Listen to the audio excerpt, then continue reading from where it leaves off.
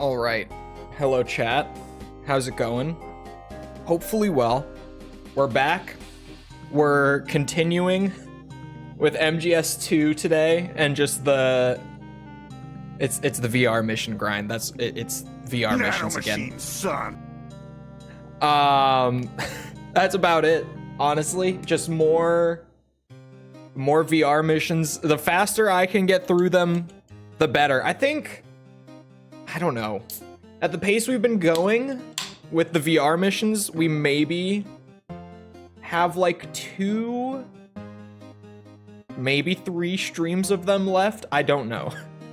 I genuinely have no clue. Because it's kind of hard to anticipate how long each one of them will take. I could get the calculator back out and try to figure out how many of them we have left. You're not going to be able to see it, I know. Before anyone is like, Cole, game. I know, hold on. It's the Master Collection. I have to say it every time because there's always, like, if I don't say it, someone's gonna freak out and think that I don't know you can't see it. What was my last stream? Why can you still not see it? See, now you should be able to see it.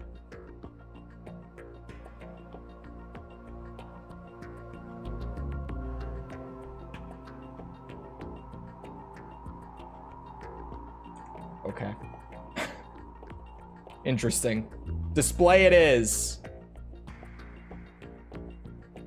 Stream is lagging. It better not be. What do you mean it's lagging? It better not.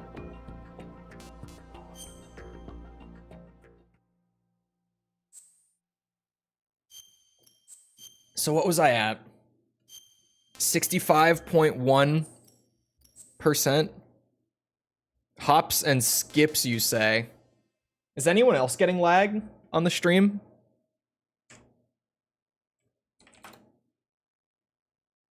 While I do this, hold on.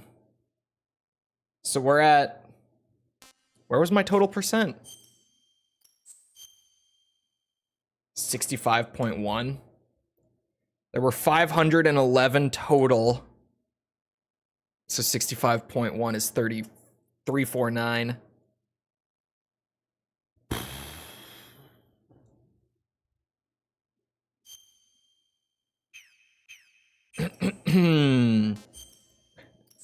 I should not have looked. It was not worth calculating it out. I should not have even tried. I was better off not knowing and thinking that I was closer than that. This is what I get. This is what you get. Okay. Pliskin hold up missions with ammo. Sorry, this was hold up missions? Oh no. Oh, no one. Shit. Hello, Jess, and John Fuzz, and False, and Tass, and Tidbit, and Lego. Hello. Just gotta practice my draw here. See, I was trying to practice not doing that exact thing. Clearly, it didn't work so well. But it kinda... Uh-oh. I was gonna say it kinda worked out. God damn it. I could also practice doing this.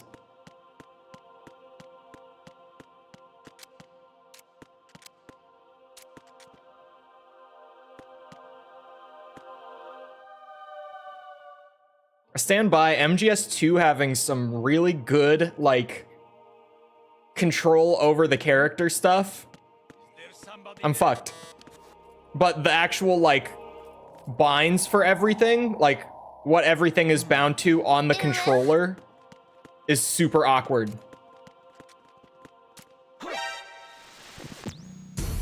I tried to hold him up. Need to do some catching up. Uh-huh. Okay. I probably do want to lure him out. Uh-oh. Shit. Not that much. This was not what I wanted.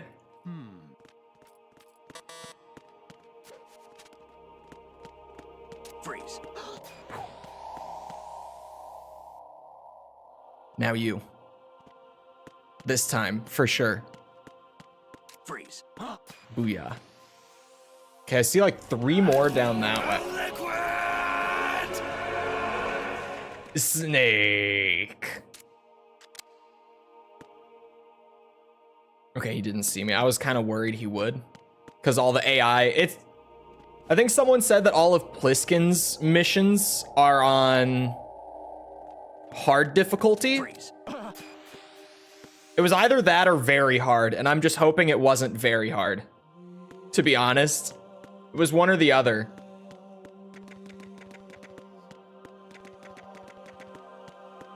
Man, I do not have a lot of time for this. I'm only just now realizing. It only gives me a couple minutes to get through all of them. Oh, the guy up top is gonna be a bitch. That's actually gonna be a problem. What's that? Nothing. Freeze. The AI must be on hard mode. There's no, I feel like I would have been seen there Who's there? if it was very hard. There's somebody there. It must be hard mode. It has to be. Oh my god. Okay, where's the guy up top gonna run to exactly?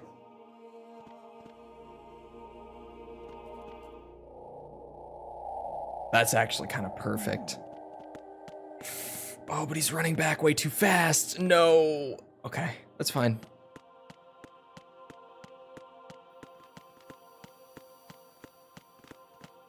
Freeze. That was some sketchy ass improv work. I got 40 seconds. Oh my god. This ain't right. I need more time. That camera. That camera is such a bitch. Hold on. Shit. Who's there? It's over. It's so over. Go. Leave.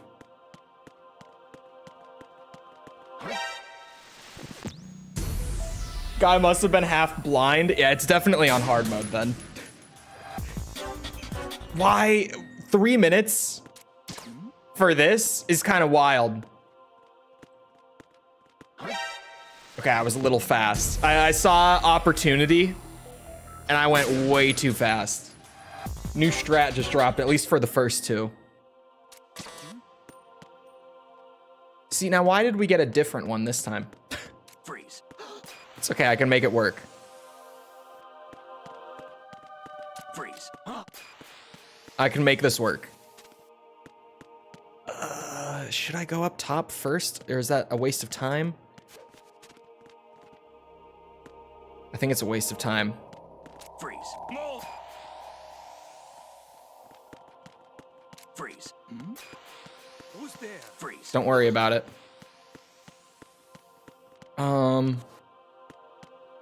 Hide me here.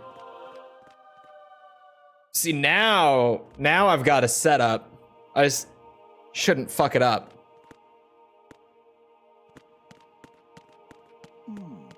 Ah, you bitch. God damn it. The time's a little tight on this one. Freeze. Huh. Freeze. What was that just now? Nothing. Freeze. Nothing worth worrying about. Just now. Huh? Oh, the guy up top. The one above me saw me. Okay.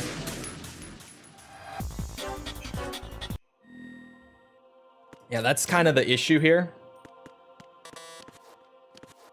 There are 3 of them up on the catwalks, and those guys Too fast. Those guys are too difficult to sneak past. That's what's gonna fuck me up consistently.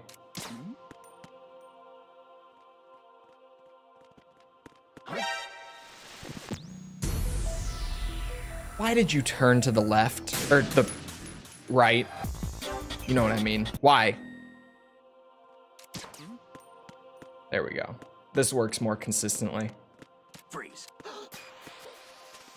I was getting a little too experimental with it.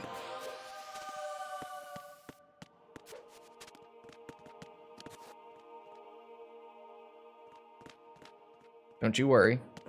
Freeze. No. What was that just now? Nothing.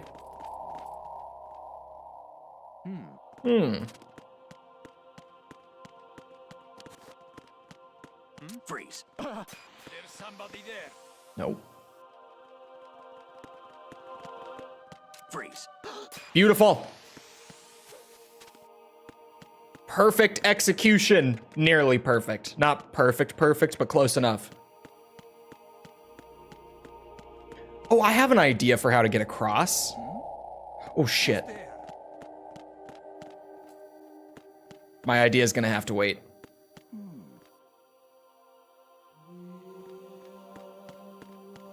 I do have a good idea, though. I swear.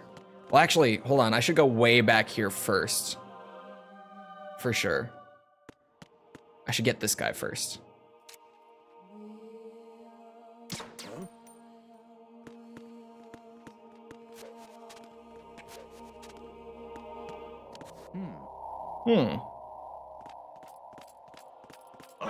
Oh, why? Why do they do that? It was maybe a bit ambitious, but I thought he would just, you know, go right past me there. That was the plan. Freeze. Hold him up on the way back. Freeze. I guess not.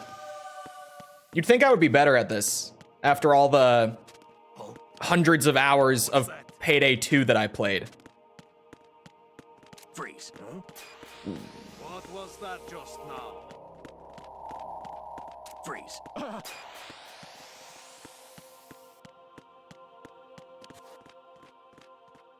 Come on. Oh, the motherfucker up top again. Same shit. If you run under them and you're not like paying attention to their vision cone, they can just spot you from up top. Freeze. And I'm never paying attention to them. I'm so focused. I'm like tunnel visioned in on the guys down here. Okay.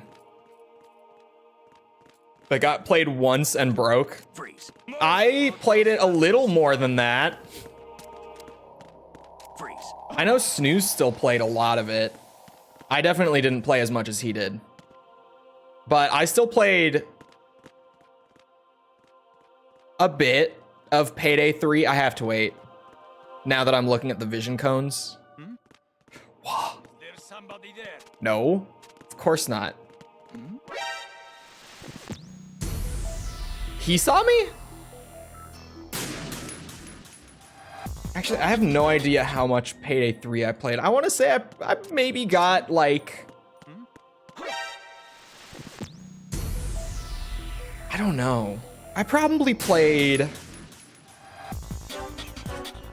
8 or 9 hours.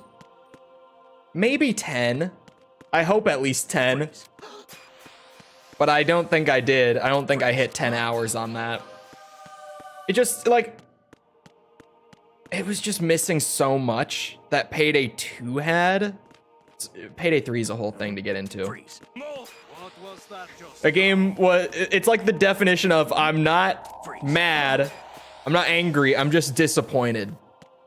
That was Payday 3. It's like the game isn't broken. It's not like bad. It's just a downgrade from Payday 2. Like it's just missing a lot of stuff that Payday 2 had. That like I loved about Payday 2. Freeze. That's huge. Now if I fuck it up, I'm gonna be even more mad. Which guy was that? The middle one? It has to be. Yeah, it's the guy who sits in the middle. Okay. I got 2 minutes for these last two. I can take my time, think through it.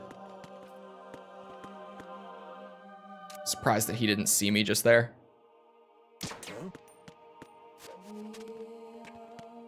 Freeze. Beautiful. Great execution.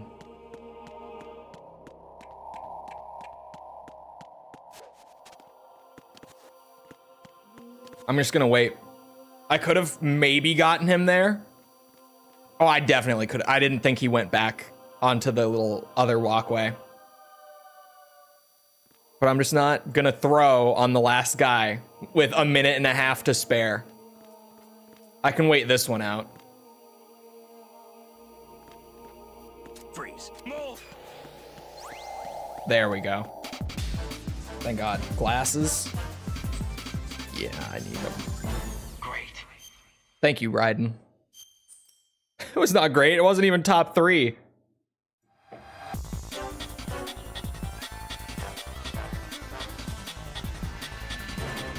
Hold up all enemies. There we go. Get to the goal. The mission will be terminated if you're discovered. Nope. There. I'd like pushed one of the lenses far enough back. It was pushing up against my eyelashes. Freeze.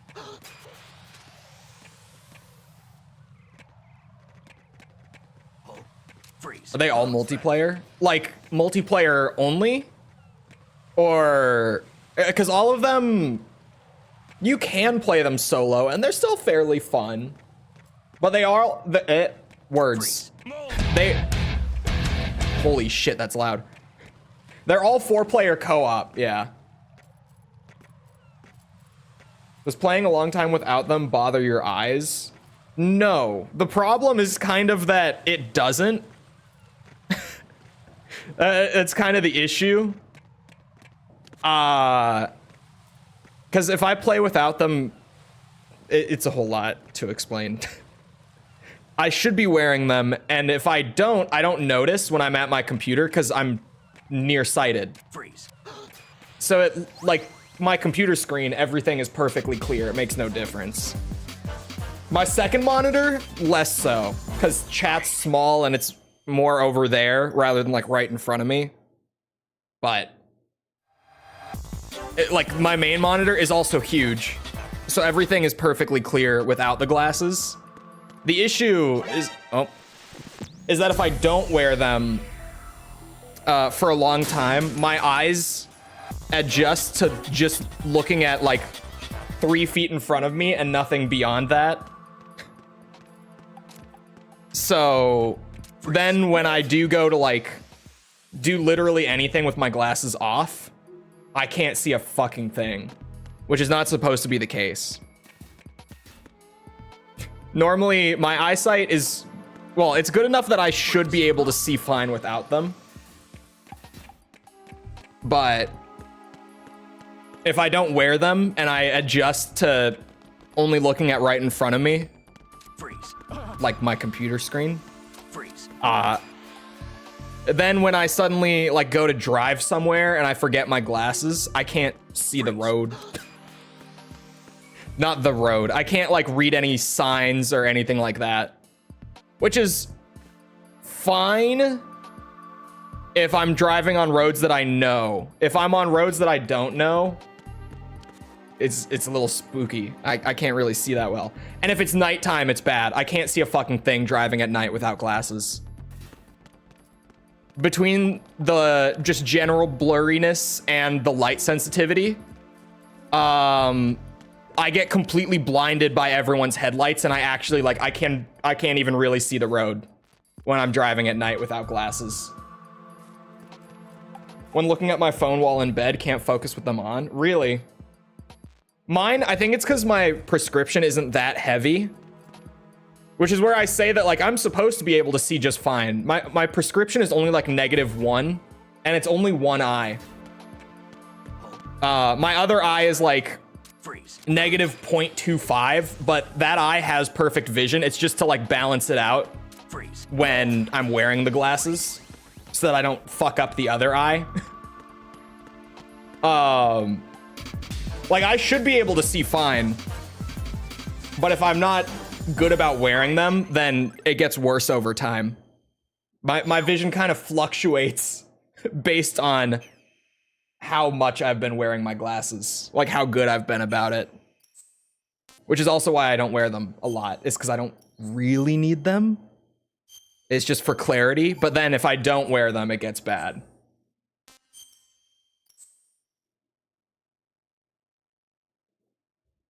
I can see fine. What's it? I'm the only one in my family who has any eyesight problems. And it's most likely because of an eye injury that I got when I was very little. On the bad eye. So, but it is like what my eye doctor, he's like, yeah, it probably just scrambled something a little bit. It's not a huge deal. When I have a fatigue episode, I see double. Mine is if I'm in front of my computer a lot without my glasses on, then it gets really bad. Get a monocle? No, I need the negative 0.25 on the other eye when I'm wearing one.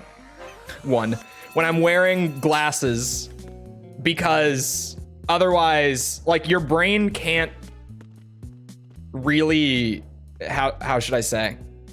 Adjust properly to like focus this much with this eye and focus a different amount with the other eye, which is why like my perfect eye, like perfect vision, needs to have a prescription lens on it too, because then if I'm wearing a prescription lens on the bad one and my brain starts refocusing, it's gonna refocus both eyes and fuck up the other one. No. I like Tuxedo Snake. I'm just happy to be past Pliskin. I feel like I was on Pliskin forever. He had so many VR missions. Get 2 monocles. See, now that would be a statement. Also, I don't know why they've given me a trank gun for the sneaking missions, but I'm not complaining. Uh-oh.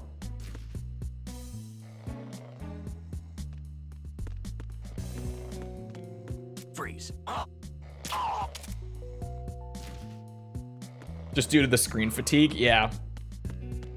I get very screen fatigued. You know what you're doing. Which, because of my light sensitivity and the fact that I work on a computer, I got tinted lenses for my glasses, and that's been huge. It's sometimes, they're not like super strong tint to where they look like sunglasses or anything. But every once in a while, like on stream, if the light catches them just right, you can kind of tell. Granted, with how small my camera is in the corner now, because it's just kind of gotten progressively smaller the more that I've streamed, to be honest. With how small it is now, it's probably harder to catch than it was before. But, what's it? It used to be, like, sometimes people would be like, why are your glasses kind of like yellow a little bit? It's because they're tinted. In person, you can tell. On camera, it doesn't show that much.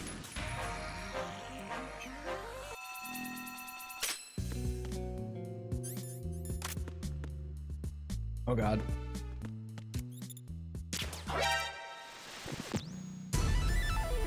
Hold on a second. I wonder if maybe Tuxedo Snake upped the difficulty. Smaller every year. Okay, wait, maybe not. No, that might still be hard mode. I thought it was gonna be like instant detection from that range.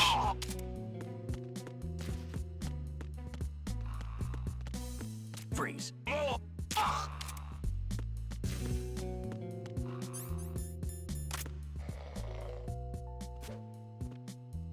What? Hello? There! He noticed that one. Just trying to get your attention, man.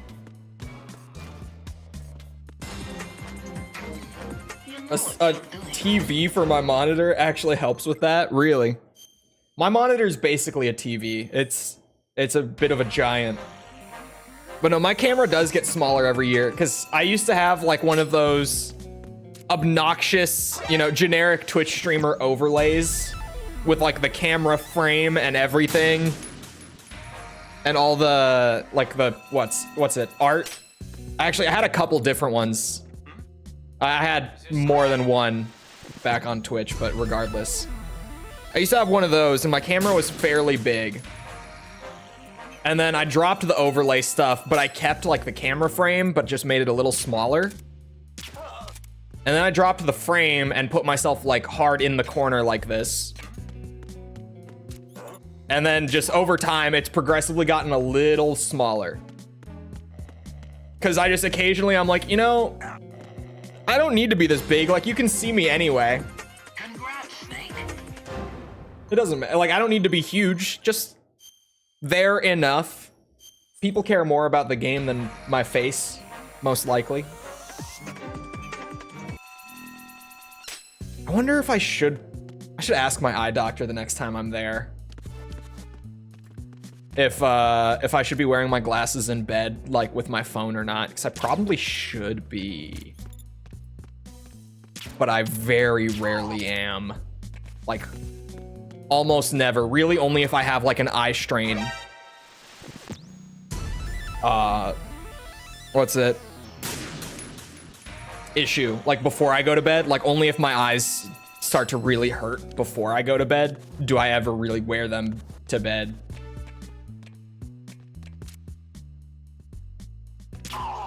I should ask. I probably need to go back. I think my prescription needs to get increased. I've been meaning to go back. I really don't want to like set it up and pay for it and have to go and all that. It's like, I'm always like, man, I need to go back to the eye doctor, but I really don't want to. Oh, I should have been more patient and let him. You know, I used to wear contacts. They're such a pain in the ass. And I hate putting stuff in my eye and taking it out. I never got used to them in that sense. Everyone says like, oh yeah, you get used to the whole like putting in and taking out contacts. I really never did. Freaked me out every time. I still, if I ever need like eye drops for something, I still struggle to even do eye drops. I'm really fucky about things in my eyes. I can't do it. So I gave up on contacts. Because also you have to refill them all the time, right? And it adds up. And I was just like, you know, when I got into college, where most of the money saving tactics came in, when I got to college, I kind of went, man, I don't really need to pay for contacts if I could just wear my glasses instead. Like I already paid for the glasses. I'll just wear the glasses. Plus there was that one girl in my English class, I think freshman year of high school, who, when I ran out of contacts one day and wore my glasses to school, told me that I look nice with glasses on. And that I should wear them more. That was a legitimate factor in the decision, for the record.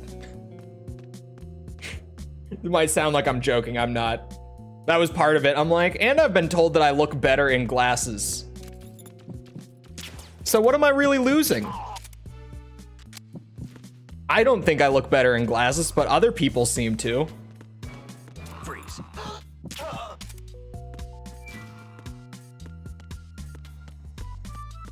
Do you look good with glasses? I think I've got the head shape for them, as weird as it might sound.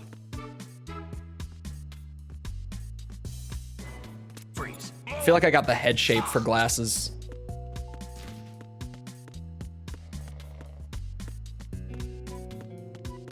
I also feel like I have the head shape for shorter hair. Like my recent haircut, I told my barber to just do what he wants with it, and he cut it way shorter than we normally do.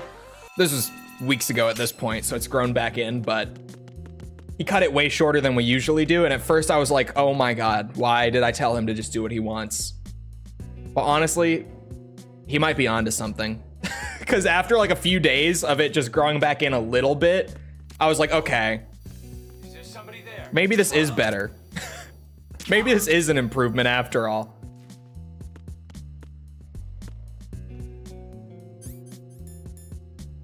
Can I don't think I can shoot out cameras with the trank gun, but I've never tried. You know, you can. You never know until you try. Freeze.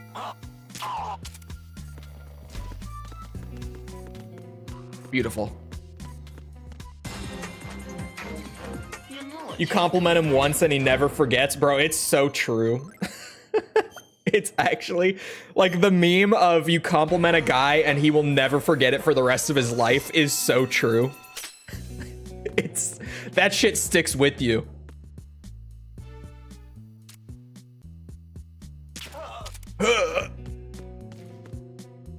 Oh, this one is kind of weird actually. I remember. Oh, fuck. Okay.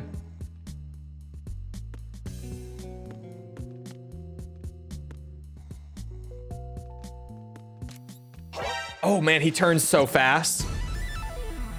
I don't know if I'm gonna get the shot on him from there. My old boss told me I don't look good with glasses. Haven't worn them in public since. Is it the opposite for women? Like with men, it's if you compliment them, they never forget. With women, is there like if you insult them, they never forget? Freeze.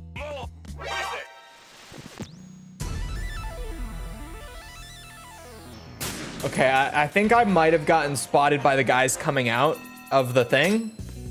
I actually don't know which one of them spotted me, just because of the timing there. Hold on, let me try the same strat again. Just faster this time. Freeze. Stupid bitch. Camera can't send out the signal fast enough. Wow, that was a first place. Yeah, figures. Wow, MGR pulled way ahead again. Last I actually looked at it, it was back to 50-50, and I was like, Freeze. is the original Metal Gear really going 50-50 with MGR? I was kind of shocked. But now MGR is another 21% ahead.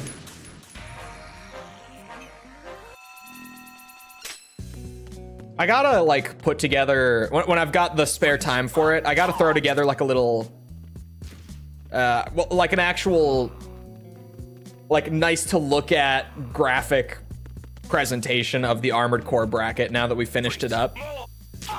Like all of it. Is there somebody there? I feel like people would like that. Shouldn't have stepped out that far. Shit.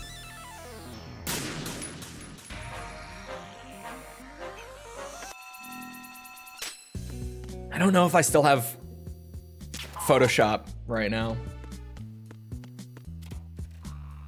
Because I would definitely do that in Photoshop. Even though I don't really like Photoshop. Doing like a full, like fancy, like bracket visual would probably be better in Photoshop. Somebody there. The difficulty might have gotten increased. They're spotting me in ways that they didn't with Pliskin. And on Pliskin, they were already spotting me way quicker than usual, like playing on normal mode or doing Raiden's VR missions. The difficulty might have jumped up another step for Tuxedo Snake. I wonder if I could like look at the Metal Gear wiki and figure that out. Like I wonder if they have little notes about the difficulty like in the background for each character. They probably do. The Metal Gear wiki is pretty good as far as fandom wikis go. Honestly, it's probably one of the better ones that I've seen. Ah, you motherfucker. Hold on, I want to look. Now I've got myself curious about it.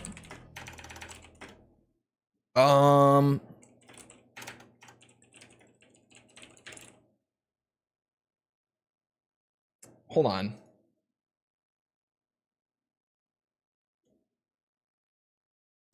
Yeah, okay. Here's a thread of a guy asking about what I'm saying.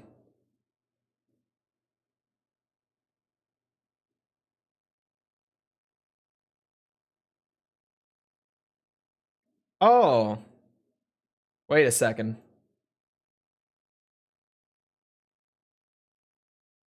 Oh, wow.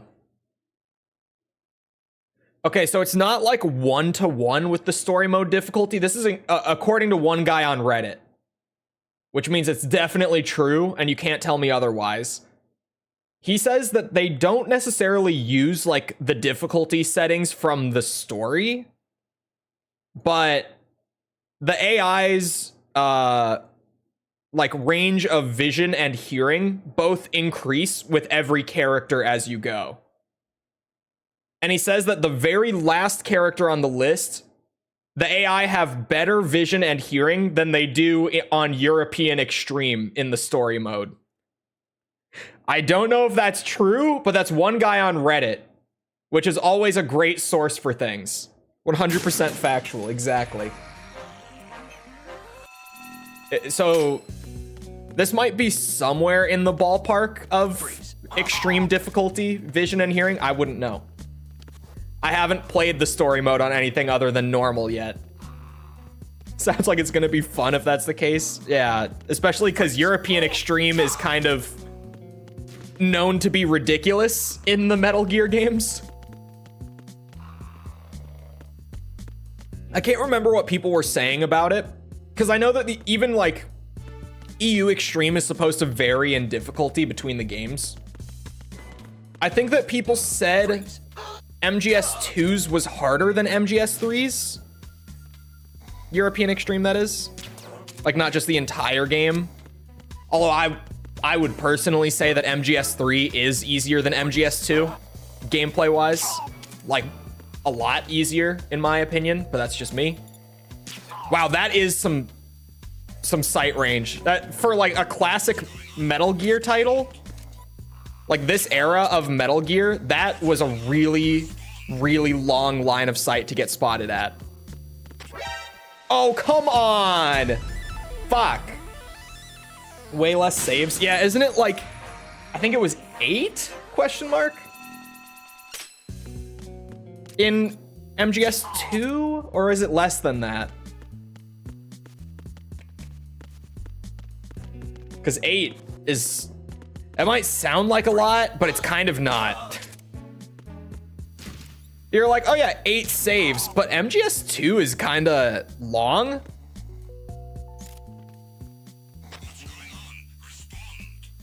It's 8, okay. Like, realistically speaking, especially playing that carefully to do Big Boss and everything, like no alerts and all that, right? That is like, oh, binoculars, holy shit.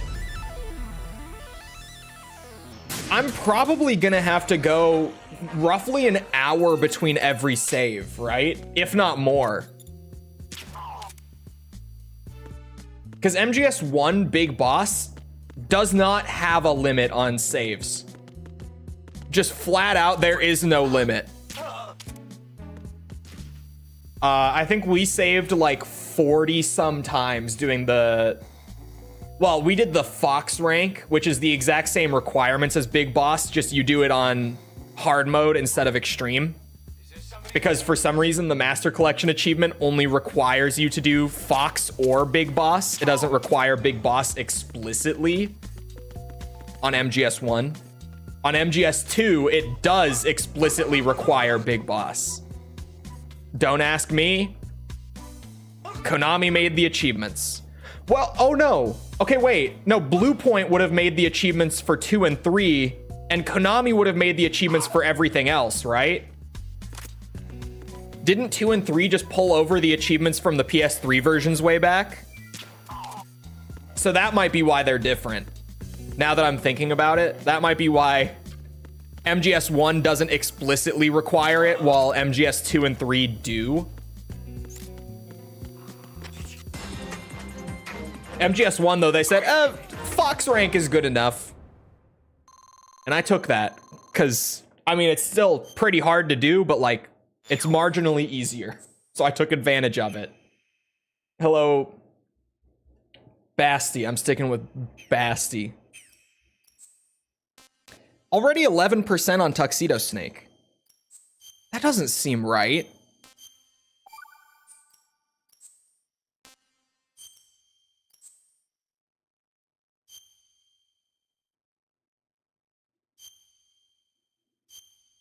That doesn't seem right at all. We'll just keep going.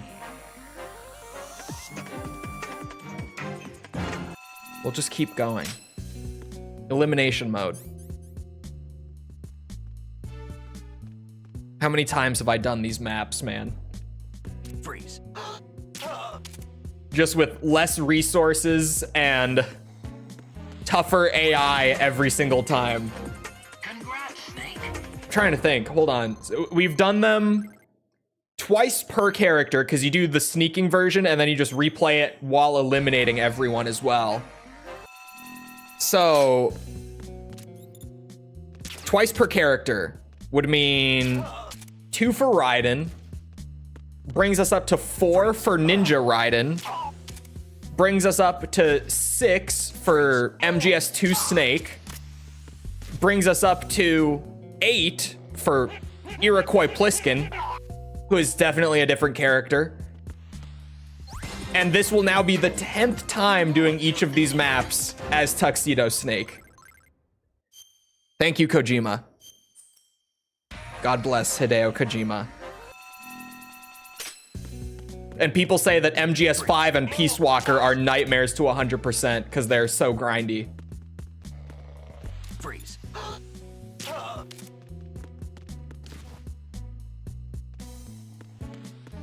Freeze. Oh!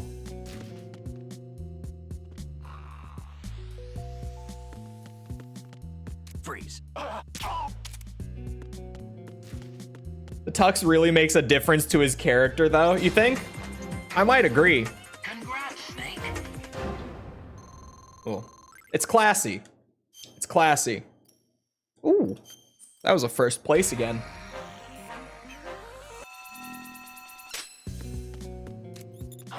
Oh shit, that vision range, man. I'm not used to the guards behaving like that. Like MGS1, MGS2, I'm so used to normal difficulty and like they do not spot you like that. On normal difficulty. Not even close to that kind of awareness. That is crazy talk. Ooh, huge.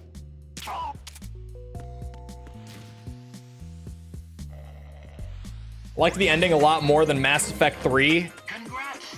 I would fucking hope so. I would seriously fucking hope so. I've said it before and I'll say it again. Without the DLC that eventually fixed MGS3's, or MGS3, whoa. Mass Effect 3's ending, that ending was one of the worst in gaming for me. That ending was fucking dog shit before they fixed it. And a lot of people who played the games like years later don't even know.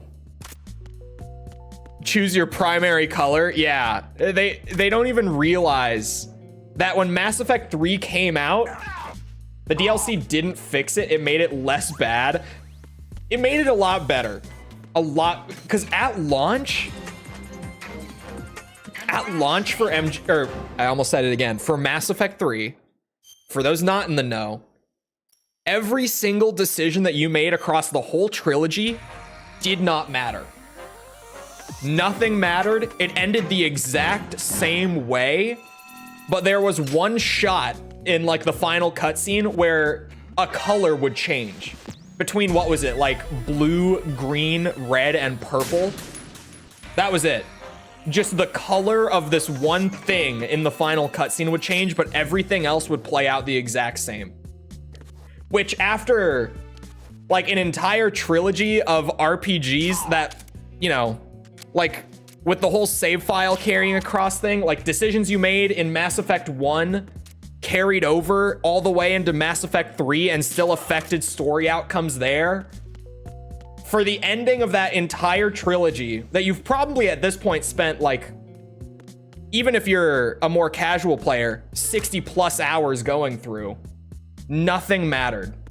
Freeze. Not a single thing. They added a secret screw yourself over ending too.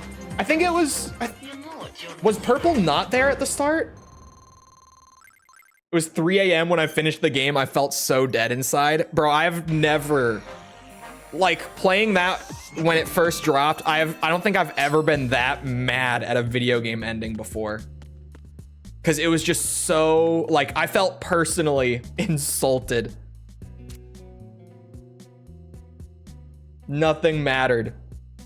Which, like, Mass Effect is so built on the choices you make throughout all the games. Like, if this were any other game, it wouldn't have been that big of a deal. For, like, you know, only one set ending, doesn't matter what you did before.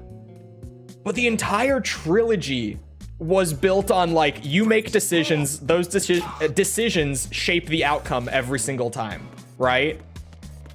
And then the ending to the entire thing, no, fuck you. Nothing mattered after all. It changed the way you get there, but the ending was always the same. I was so disappointed, I almost stopped caring about the franchise entirely.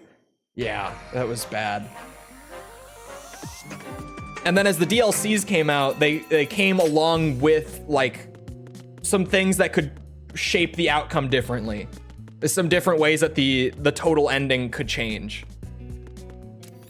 Which was also a really shitty way of patching it up. Nowadays, if you just buy the Legendary Edition, obviously that comes with every DLC as well, except for Mass Effect 1, but we don't talk about that, I guess.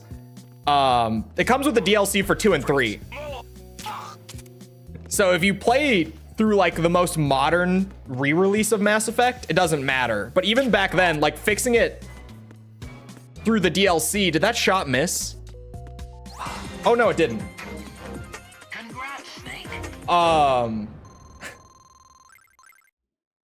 Sorry, what was I saying? Oh yeah. Fixing it through the DLC was not the way to do it. It helped, but, like, man. Oh, Dead Island 2. Dead Island 2's ending was so bad. That was also one. I just remember streaming through that whole game. Not loving it, but I liked Dead Island 2 a good bit. I had fun with it. And then the ending was just dog shit. The ending of Dead Island 2 was so bad. Because it legitimately was just like, oh yeah, we're gonna finish this in DLC. The ending to the game was, this isn't over because we've still got so much more to do here. I.e. the big story expansions that were coming later in the year. That was bad too. Was an epilogue chapter like what Baldur's Gate got? That would have been great. They didn't do any favors with Andromeda afterwards. I still haven't even played Andromeda. Because you would actually had to spend money on that. I mean, granted, I wasn't playing Dead Island 2 for the story, but it was just so, like, what? What the fuck? Oh. In development hell for years. Yeah, the version that we ended up getting of Dead Island 2 was the 4th Dead Island 2 that they had made, like, internally. And every iteration of Dead Island 2 was developed by a different studio as well. Like, every time that game would get started up, it would get like 2 or 3 years of development, get canceled, and the rights to the game would get sold off to someone else. And that happened enough times that what we finally got was the 4th attempt of making the game. And even then, it was good, but it was like a 7.5 out of 10 kind of game, you know? Wasn't amazing. It was good. It's fun. It's whatever. You don't come away from it like telling everyone you know that they have to play it, but you don't hate it either. Like, it was good. It was good.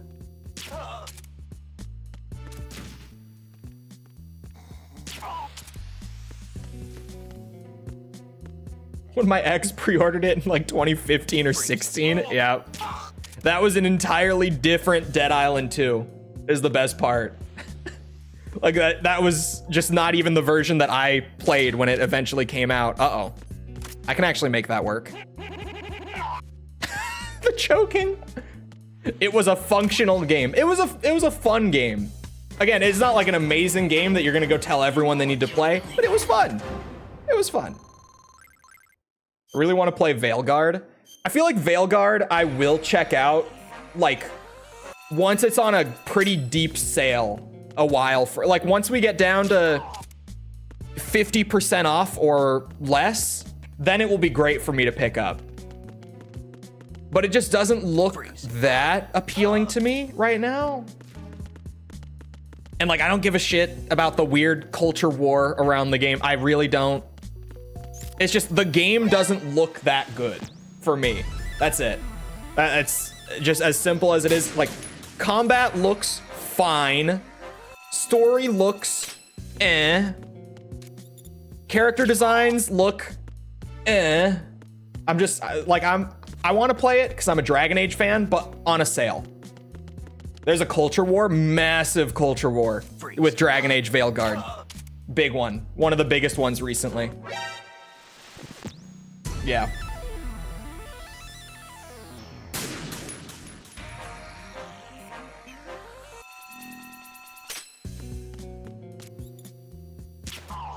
Oh!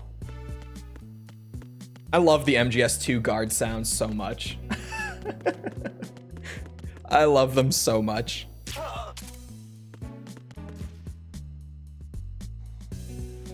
Fishing for clicks, very annoying. Yeah, it's like predominantly the whole discussion about Veilguard has pretty much just been the culture war. It's been one of those. Bigger or smaller than AC Shadows? Definitely a bigger culture war than that. But I feel like Shadows, since it hasn't come out yet, and since we're not really close to it coming out yet, like, we'll just have to see. There's a good chance that Shadows ends up being bigger or the same or whatever, but definitely more of a culture war than AC Shadows currently. And even then, I've talked about the AC Shadows thing. I feel like it's kind of silly, personally. Because, like, I don't know. I'm far from someone who's going to act like Assassin's Creed has ever been historically or culturally accurate. And when I say ever, I mean ever. Like, have you played Assassin's Creed before? I feel like the Assassin's Creed Shadows one is pretty silly.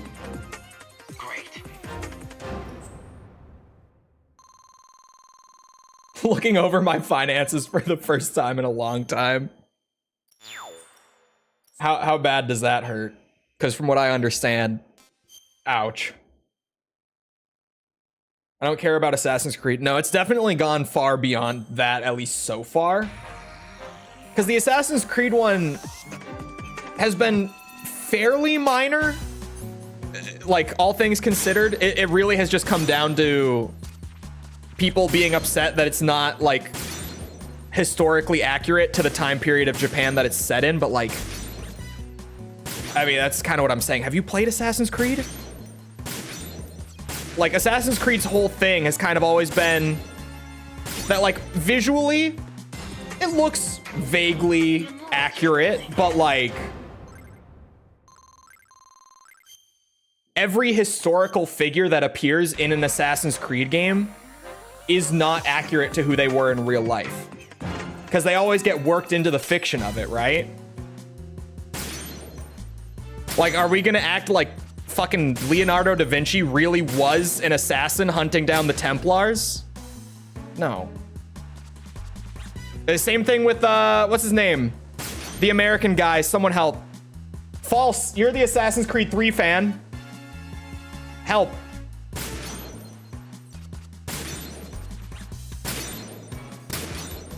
I haven't played it since, like, it came out, Assassin's Creed 3. Help. I think the only Assassin's Creed games that I've, like, actually replayed over the years were, like, 1, 2, and Black Flag. Gotta do more? Fuck. Like, prominent historical figure. Mixed into the fantasy? Yeah. But, like, it's fantasy. It's predominantly fantasy with a little bit of historical significance and a little bit of accuracy, but my God, they've never been historically accurate. And I'm not the kind of person who's gonna act like they have been. They've always been like, yeah, there are details here that are true, but a lot of it is either like exaggerated or stretched for the sake of the new fictional story that they're telling. Uh-oh. That's just always been Assassin's Creed. Uh-oh. Fuck. No. Stop.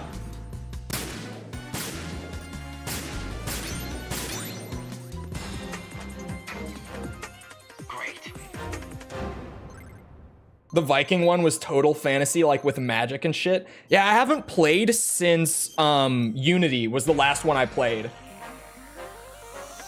Ben Franklin? I forget that Ben Franklin was in that game. To be honest, you're a proper adult when you get excited about sofas. I've been a proper adult for years. I remember finding a sofa for my apartment.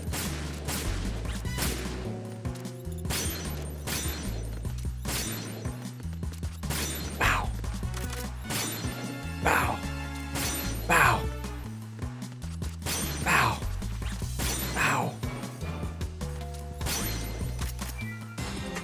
Don't play Odyssey. You know what you're doing. I heard Odyssey, like I know that the Egypt one was called Origins, right? Yeah, that's what I was gonna, yeah. I know that Odyssey got really out there with like the Greek myth and everything.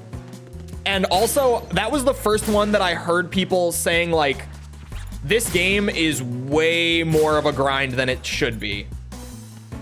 Like, I know a lot of people liked Origins for the most part, but Odyssey was when I remember first hearing people say like, okay, why is this game so long though?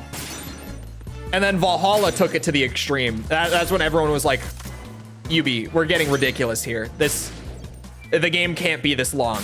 This is just, it's not even like good quality, like content that extends the runtime. It's just random, bland, rinse and repeat open world activities for like 100+ hours.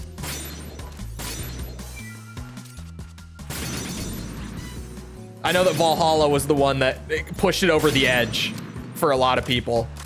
But I started hearing that with Odyssey, just that it was like way longer than it needed to be. And it was ridiculous.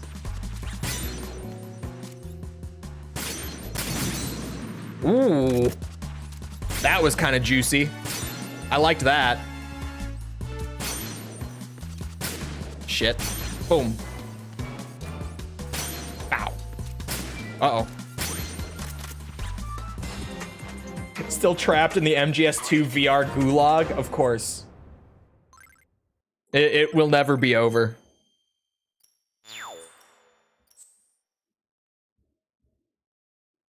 I think Peanut's favorite one is Odyssey. Really?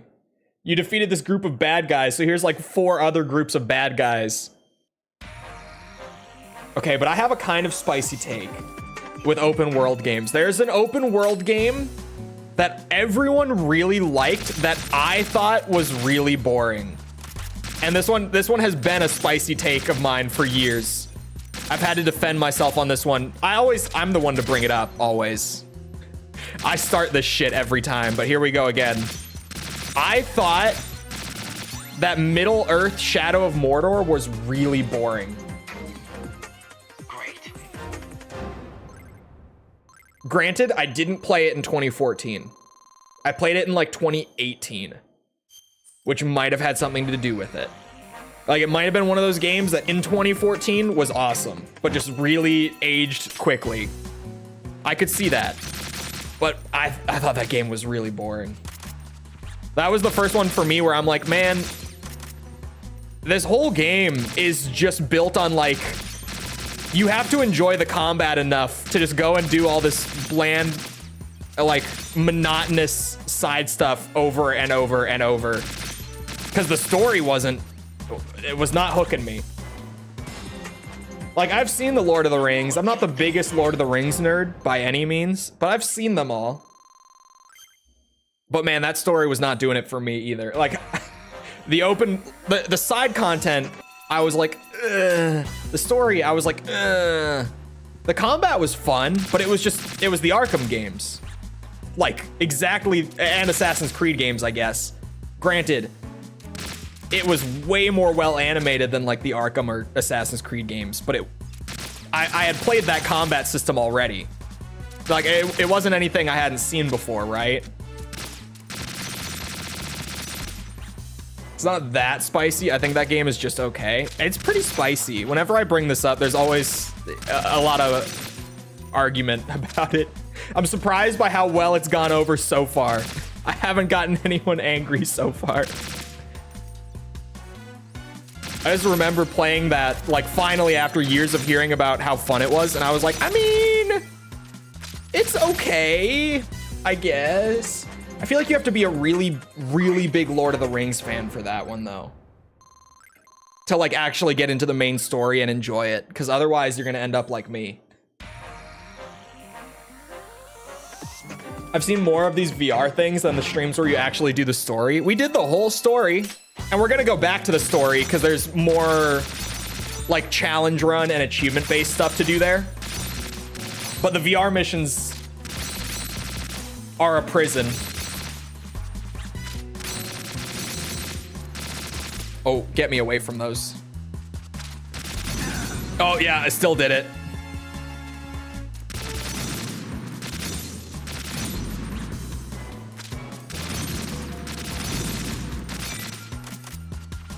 Final Fantasy Remake and Rebirth combined are better than OG Final Fantasy VII. Uh-oh. It's happening. Everything's going to shit now, and I didn't even bring up the spicy take. That wasn't even my spicy take.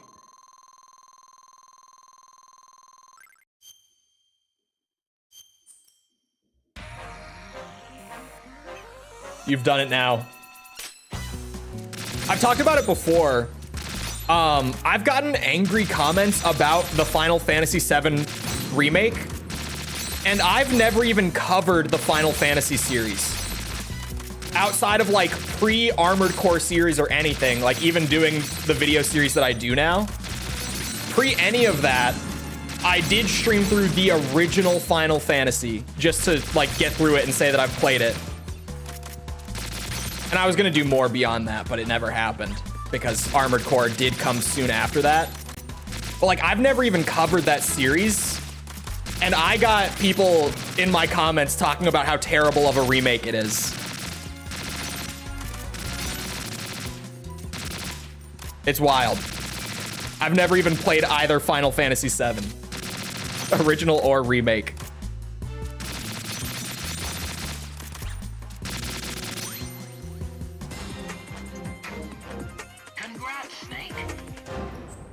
I will increase my monthly sub substantially if you do Final Fantasy. I actually, oh shit, on my to-do list today. Shit, hold on. I'll promote this later. Give me a second, chat. Speaking of monthly sub, I can't do this on YouTube, unfortunately, but I meant to start a holiday sale for Patreon. Hold on.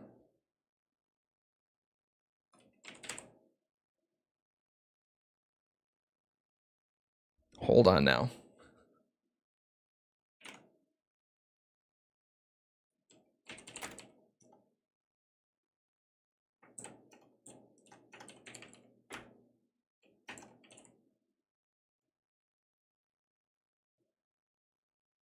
This was supposed to go.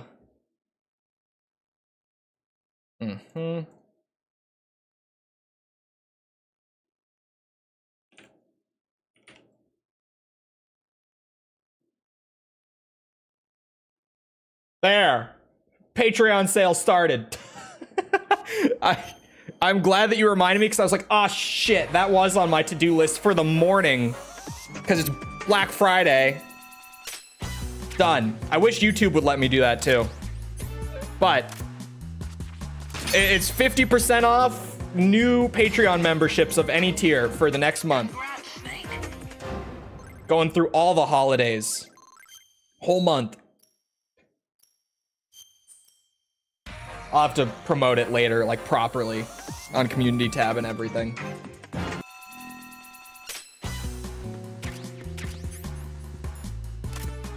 What about the old ones? I don't make the platform. I just use it.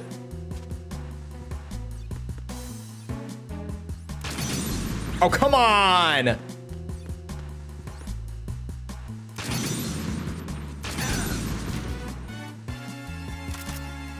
Shit.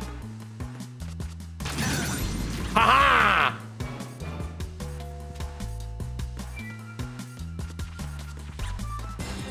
Cloud is a furry? I could see that. That would make sense, actually. I could definitely see that.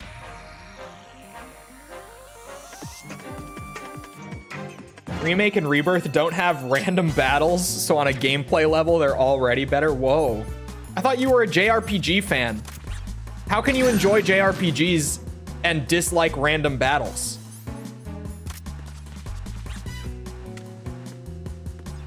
How does that work?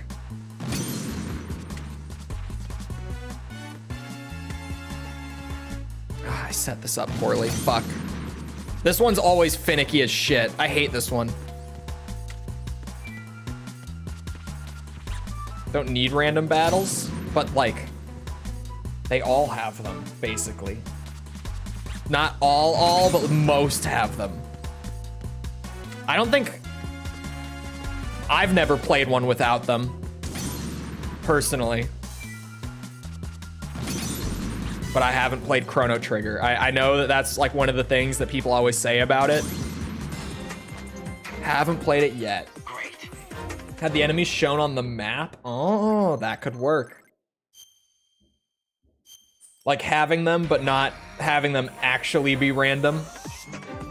Having them be like opt-in. That could work.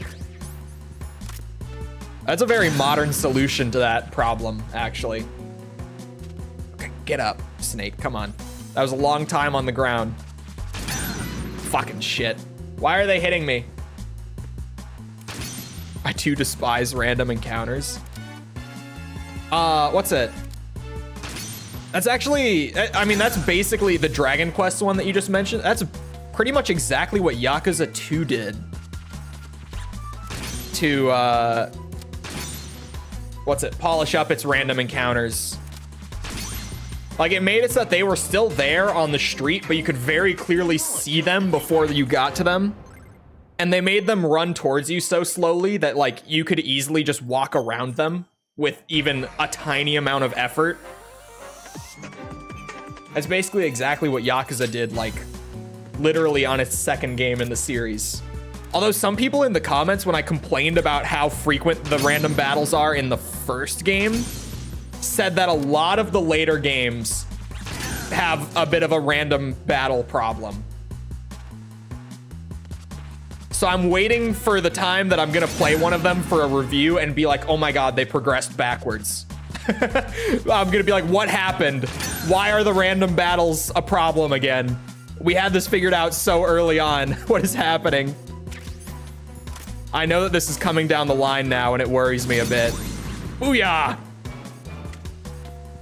Fuck it, I'm just running around it. Oh, I had a claymore there too. You know what you're doing.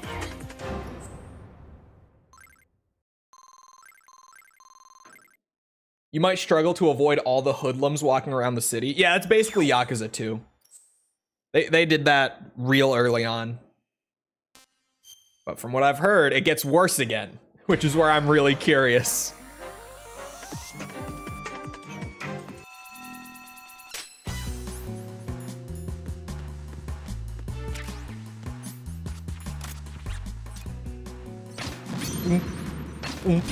Done. Congrats, Snake. with the sole purpose of lessening the random encounters. That kind of works. I don't see why they wouldn't just stick with the Yakuza 2 way, but I guess that works. I think that Yakuza 2 also has like an item that I think just flat out stops them from spawning, but I never felt the need to. Oh my god. I was about to do the meme. I thought the grenade was a dud. It just went off that late. I'm just running for the grenade launcher every time. Fuck the actual grenades, those are terrible. Great. Make the experience better. I just don't get why they wouldn't stick with the Yakuza 2 way. Of like, just leaving them there, but they're incredibly easy to get around if you don't want to actually fight them. Because with that system, like I found that I did fight them a lot of the time in Yakuza 2, and Kenzan was the same. I fought them almost all the time in Kenzan. Because like, just the fact that it was optional and not being forced onto me made it feel a little easier to be like, okay, I could use the XP if we're being honest. And the money, right? It's XP and money really are the reasons to do the random encounters in those games. Just giving me the choice was enough for me to be like, you know, I could use the benefits of it. You know what you're doing. Kenzan had the same system. The video got long enough that I didn't particularly mention it. In Kenzan, you could run by almost every single one of them. But some of the guys who would start a random encounter, oh fuck, here we go with this one. Sorry. Some of them would be placed in a spot where like you could see them beforehand, but if you want to run down this street, you're not going to be able to dodge the guy. Like you're gonna have to fight him because the street was so narrow and there was literally no other way. There were some scenarios like that where if a random encounter spawned in that spot, you're not getting around it. You have to fight him. And that was a little annoying, but it was only in a select few spots in the game, so I didn't bring it up. It wasn't a big enough problem for me to make the 30-minute video 2 minutes longer to bitch about it.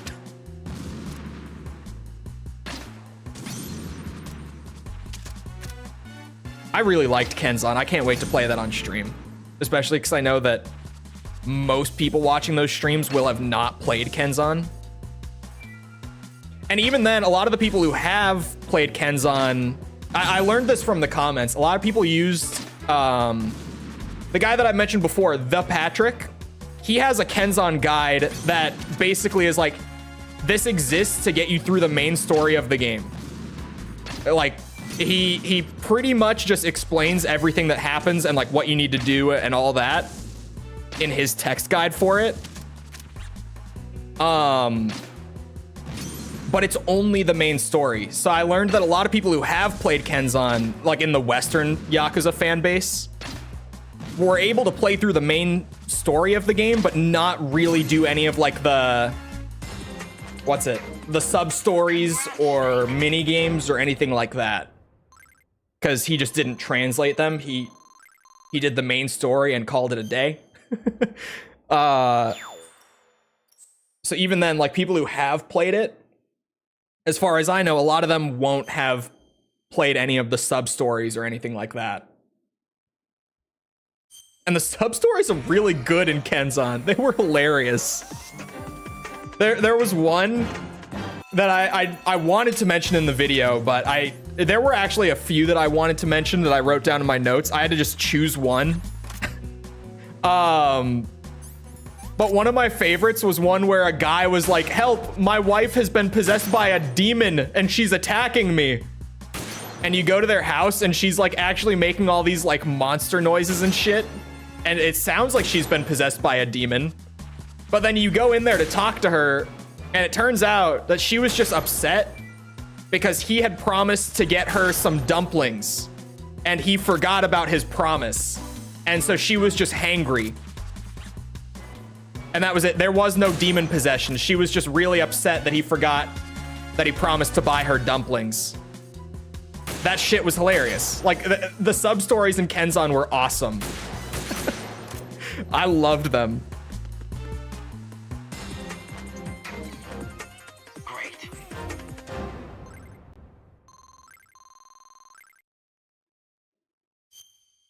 When they came back home, they were like, yeah, it was a movie, I guess. I've heard a lot about this with the Red One. Red One? Whatever. I've heard a lot of people saying similar things. Did I say retry? No, this is a different one. They're turning. Like, there was a huge initial hype wave, but now it seems like everyone who's going and seeing it is like, yeah, it's fine. Terrible demons.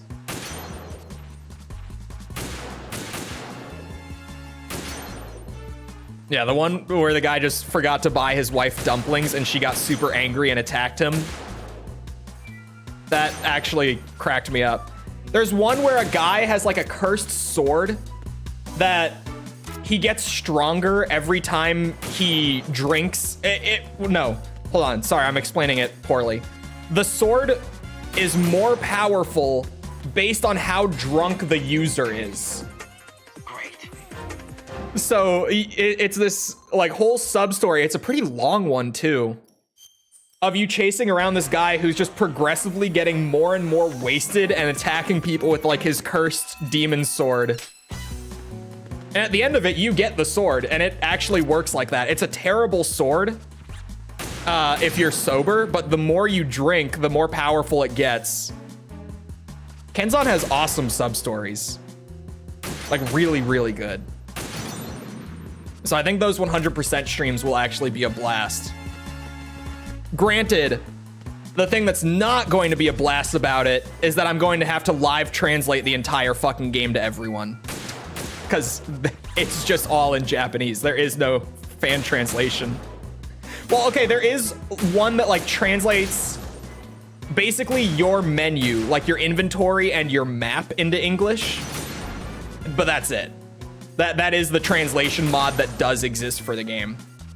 I found on a forum there apparently was a fan translation getting worked on a few years back, but the team just stopped giving updates on it.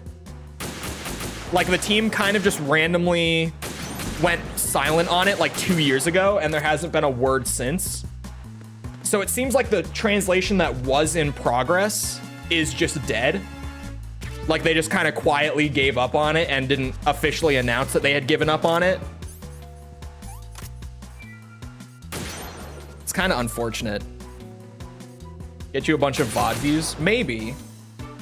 Just because, I mean, hell, it'll be me playing the entire thing, like 100% entire thing, and just explaining it along the way.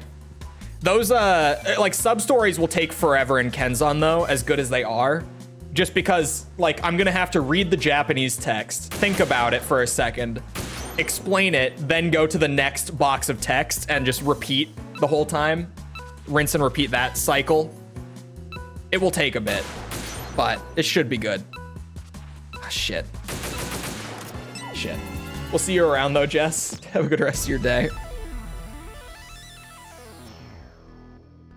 I wonder how many views a 100% guide for Kenzan would get. I don't know.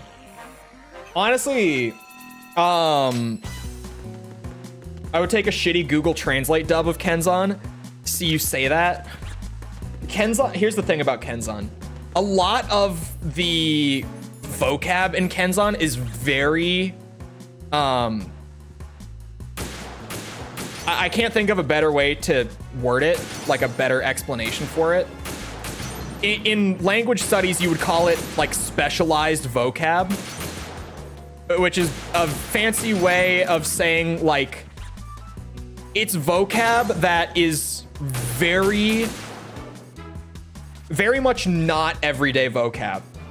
I had to look up a lot of words and kanji while playing Kenzan with a photo translator, but then that led to like funny anomalies where if you plug some of it into like Google Translate using a camera, some terms come out completely wrong because Japanese has this thing called pitch accent, which is to say that the word can be spelled and written the exact same way, but based on either the context if you're reading it or the the syllable that you pitch up or down on when speaking it completely changes the meaning.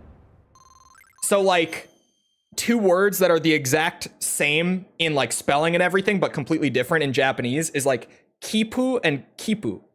Those are 2 totally different words in Japanese. Totally different meanings.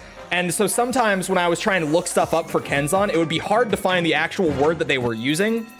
Cause like I would look up, I don't know, this thing that like a small child was saying to Kiryu in this one random sub story. This is one thing that I distinctly remember.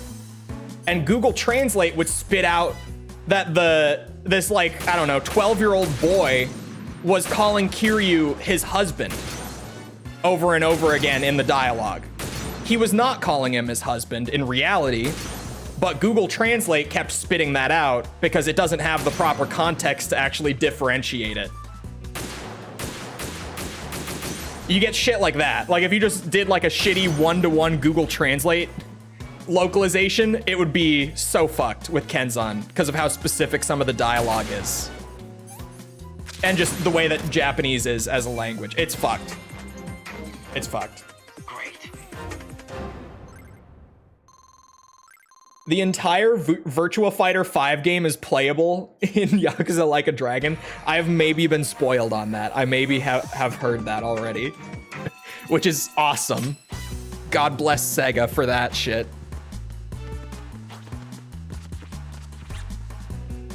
I can't wait for mini games later on.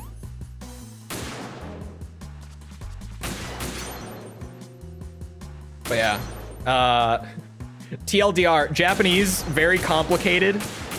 Google Translate, notoriously unreliable. It's a bad combination.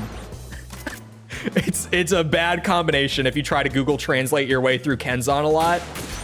It's fucked up. Although I was talking about it with a buddy of mine. The amount of vocab that I learned in Kenzan while playing it that I will basically never use outside of playing Kenzan is incredible. Like the amount of vocab that I learned and like added to like my flashcard decks that I make for myself, right? I make my own because it's way better than just pulling random shit off of Google.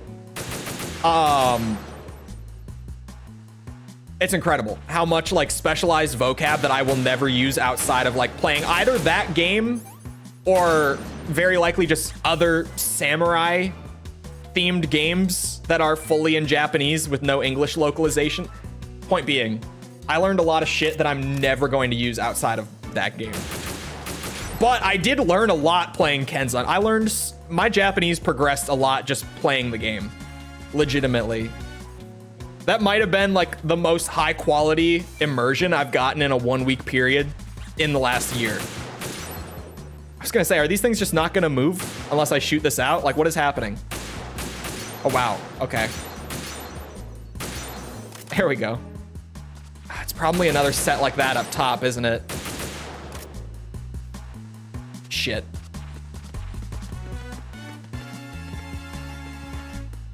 Played the shit out of that. It's context sensitive in speech and in writing, yeah. It's difficult. It's a really rewarding language to learn. I've enjoyed it for the most part. It's also a language that makes me feel incredibly stupid sometimes because it's hard to understand at first. Like new concepts can be really tricky compared to most languages that I've learned. But to be fair, I've mostly learned like languages that are pretty easy for native for native English speakers to pick up, like German, Spanish. Those are pretty easy for English speakers to learn because there's a lot of shared DNA, for lack of a better term, between them. Japanese is like, it's like learning from scratch, basically. So it's been a lot harder, but it's pretty satisfying when it starts to come together.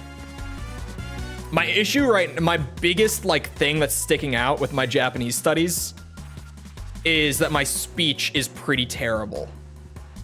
Because I haven't gotten on one of those things yet that, there are like services for when you're studying languages where you can get on like a video call with a native speaker in that language and just have a conversation with them. And I haven't done that yet, and I really need to because my speech sounds awful. Not awful.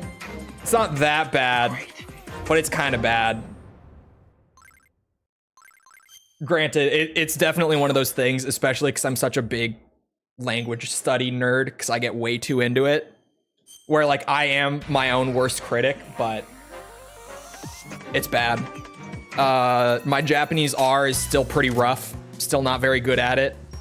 Granted, that's a hard one for English speakers because we don't have that sound in our language. So it's learning how to make an entire new sound that you've never made with your mouth before at like 20 some years old, in my case, as well as just trying to naturally integrate that sound into your speech once you have learned how to make it. That's the hard part. I can make it in isolation, but trying to like naturally work it into sentences is where it starts to sound super bad. Like I'm terrible at it so far.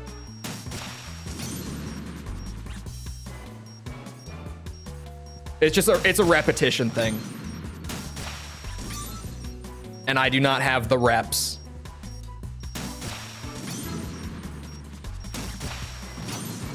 Uh-oh, what spawned? Oh, hello. Wish I had the actual energy to learn it. I can do pronunciation just fine, but learning how to understand and speak is hard. And read. Don't forget read. Fucking kanji. Because the learning hiragana and katakana is really not that bad. I mean, granted, they're two alphabets, and they're both like, what? I think about 50 characters apiece. So it's kind of bad, because also with learning a whole new alphabet like that from scratch, it is just memorization and nothing else. So it's kind of bad, but it's really not terrible. Especially, in my opinion, a lot of people skip it and learn it later on because they would rather get to like understanding spoken Japanese or being able to speak it themselves. So they'll use Romaji for a long time, which is just Japanese written in our alphabet. A lot of people just skip and do that for a long time. I didn't. Like, the first thing I did was learn how to read. And I'm glad that I did that. I think you should do that. In my opinion, I think skipping hiragana and katakana and putting it off until later is a recipe for disaster. Especially since I didn't, and like I can only imagine trying to pick it up later on.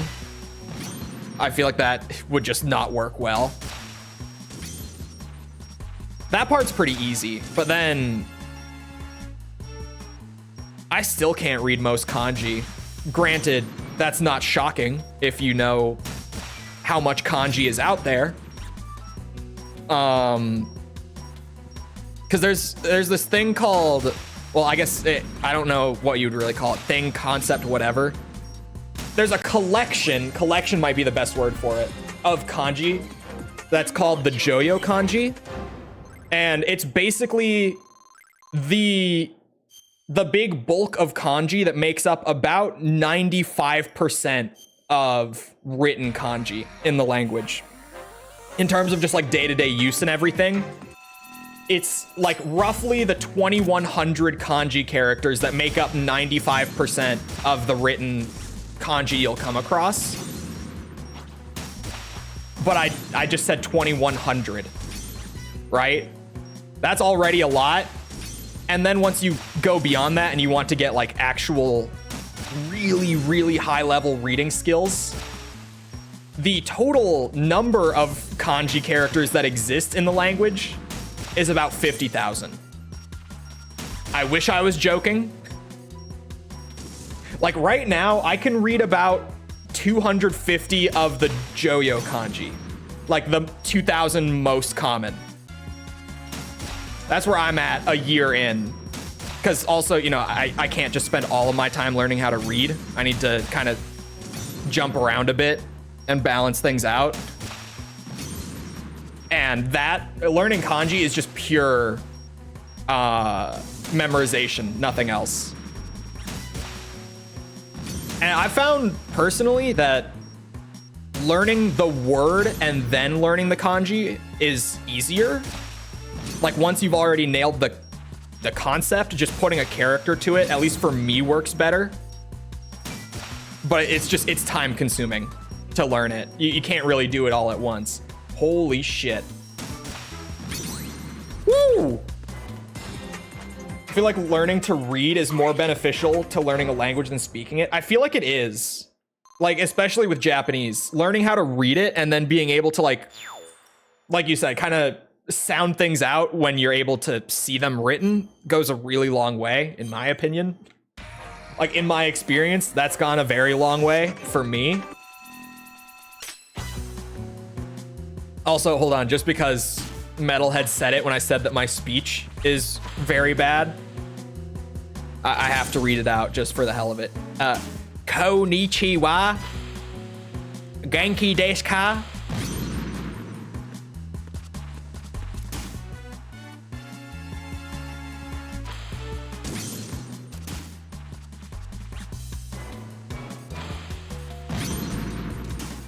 It's not that bad, but it's not great. It's like, I'm trying to describe my spoken Japanese without just speaking it. Because if I just speak it, it's not gonna sound that bad to anyone who doesn't understand Japanese. It's like, I don't sound super American when I speak it.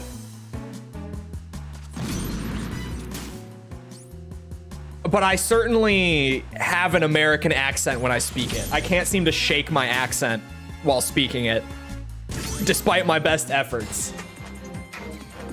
Congrats, Snake. BO6 is on sale for a whole $10 cheaper. Are they doing a Black Friday Call of Duty sale for the new game? That's crazy. But it's not that crazy, I guess, because BO6, they're probably just doubling down. If you guys didn't see the numbers, if you're not into COD, you probably didn't. Black Ops 6 had the strongest opening month in terms of both sales and active players in Call of Duty history. The franchise has never had that strong of a first month ever across any of the games. Which, when we're talking Call of Duty, which has been doing a yearly release for how long and almost always been the best-selling game of the year, with only like 2 exceptions to that in the last decade, that's a pretty big deal for that game to have had its best, you know, first month sales ever just recently. No, I was close. Fuck. $10 cheaper ain't bad though. Obviously it's not great, but like the game is a month old. So I guess if you haven't picked it up yet and you're looking to, take what you can get. The thing with COD that kinda, like I always say this is one of my least favorite things about the series. The whole series is basically built on FOMO because of the way they structure it. It's like, yeah, if you don't get in on the new game, you're just gonna miss the new game. Because they last a year. And then everyone moves on to the next one. Because that's just the way they're fundamentally built. Like, they're supposed to work like that. So you get a franchise that is entirely built on FOMO. Because, like, what do I tell my friends when they're like, I don't know, man. Should I pick it up? Should I not? What do I always tell them? I'm like, well, if it looks fun to you right now, then you should. Because if you don't pick it up now, you're gonna miss it. So, like, if you think you want to play it, then I would just do it sooner rather than later. Because the thing is, also, in my opinion, as someone who's played COD every single year for the last 15 years, since 2009, every single COD game is the most fun right when it comes out. Not even just because like the game is actually better at that point, because if we're being honest, every single COD game has gotten better later in the year. And I mean every single one. It's more so just because the community is actually enjoying the game and everyone's like at a pretty early point in terms of like unlocks and stuff. That's always the most enjoyable time to play them, is right when they come out, basically. Or very soon after, if nothing. Like, I would say, I don't know, COD honeymoon, like I would say launch window-ish, because they go pretty fast nowadays. And BO6 has been going very fast.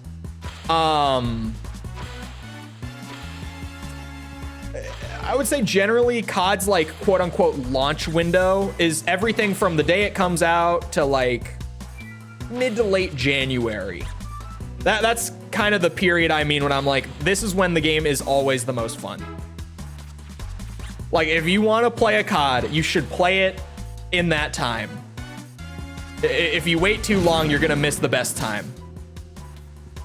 Which sucks. Like the fact that I say that, fucking, like that's the whole thing. I hate that the whole series is so fundamentally built on FOMO. Because then, if someone picks up the game and doesn't like it, they feel like they kind of got cheated. Because that is as good as it's going to get. And maybe it's a game that they would have liked if they picked it up on sale, but they just, I feel like this should have blown up. But because they had to buy it sooner, they had to buy it at full price, or I guess $10 cheaper at best. And they're like, man, I probably would have loved this if it was like $40 instead of $70 or $60. Great. They shut down that Modern Warfare 2 fan remaster because they were afraid it'd impact BO6 sales. I mean, you can still play it. Like officially too, because it's up. They shut it down after all the files had gone public, so like you can just download it and play it. The MW2 remaster. I played it with a buddy. It was fun. We had a blast playing it.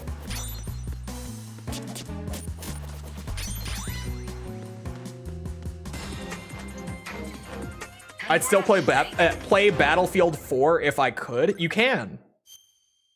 It's still up, especially on PC. Here's the thing. The Battlefield games all have their largest population on PC. Which is such a weird thing to say about any game. Like that is an anomaly. But for Battlefield, it's actually true. Most Battlefield players are on PC. So like if you ever want to play any of the Battlefield games, especially long term, like way after they've come out, PC is the place to go. It's on sale for $3 right now. Battlefield 4 at $3, I would take it. I would take it. But I also I loved Battlefield 4. I'm a big Battlefield fan, so it's whatever.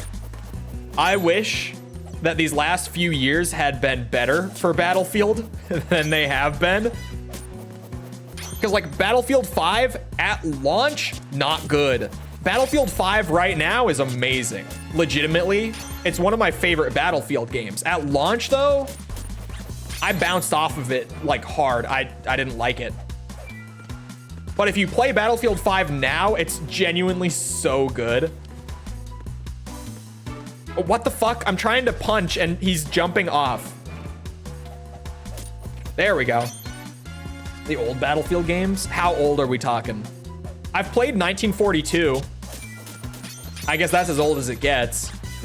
I've played every Battlefield game My first one was Bad Company 2. So I've played every one of them as they've come out since Bad Company 2. And 2042 was awful. I seriously, fuck Battlefield 2042. Still, they fixed it up because the launch, the game didn't work, which like Battlefield, but it was worse than usual. And even now that it's fixed up, 2042 is just fucking boring. It's one of those games that's like, at first I thought I hated it because it didn't work. Now that they fixed it, it's just boring as fuck. It's just not a fun Battlefield game.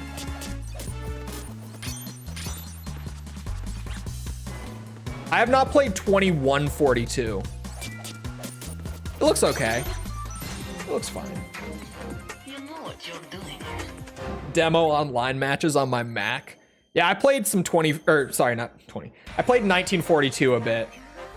So pretty and so crappy. That game upset me greatly.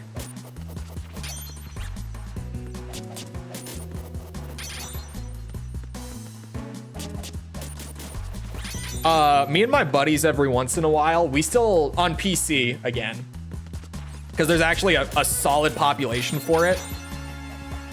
We still play Bad Company 2 a decent bit. Like every once in a while, one of us will be like, hey boys, it's about that time of year for a little Bad Company 2. And we'll play it for like a week.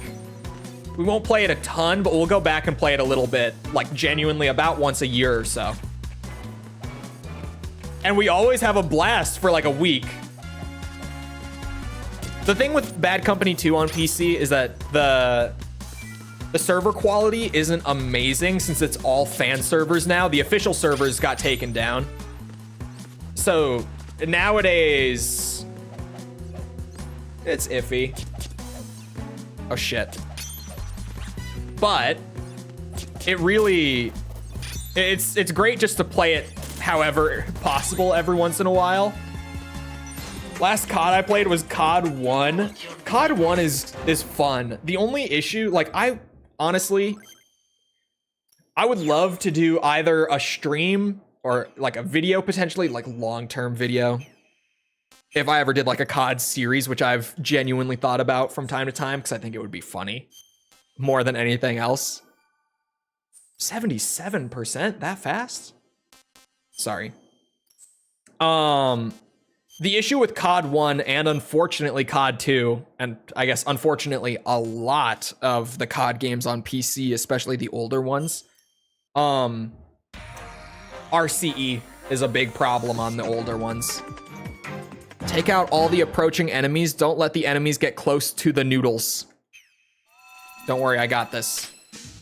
No one's getting those noodles. Oh no. They didn't give me any oh god.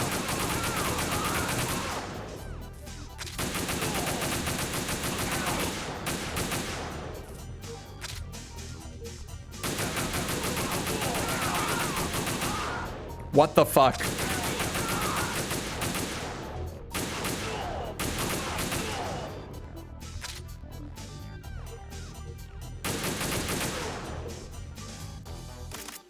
No, I shouldn't have done that. Fuck, I shouldn't have reloaded.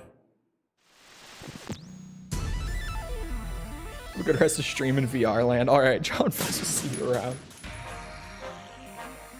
Either really fun or fun bad. Yeah, that's why I'm like, genuinely, a COD review series would be kind of funny.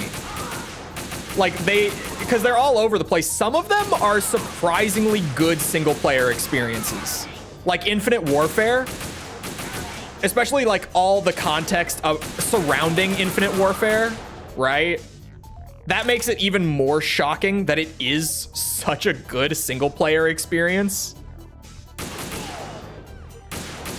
But then you've got like your Black Ops 3 campaigns or your Modern Warfare 3, the new one, campaigns, where it's just like, what the fuck is this?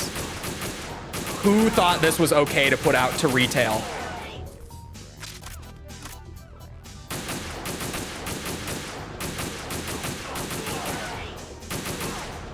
Oh no. Oh, sorry, my opinion. Sorry, I saw it earlier, but I'm a fucking yapper. Can't help myself. Between Persona 3 and Yakuza, I am biased towards the Yakuza, but I'm also not a Persona fan. More so because I've just never played them. Infinite Warfare, best zombies. Whoa, whoa, whoa, whoa, whoa, whoa, whoa, whoa. Whoa. Pump the brakes there. Spaceland, genuinely one of the best zombies maps ever. Raven the Redwoods, solid A tier map. It went downhill from there.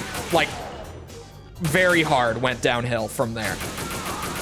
But there are definitely some very, very good experiences to be had in Infinite Warfare Zombies. I just wouldn't say that it's a strong enough experience, like, across the board. Because it's really only got 2 maps that I actually enjoy.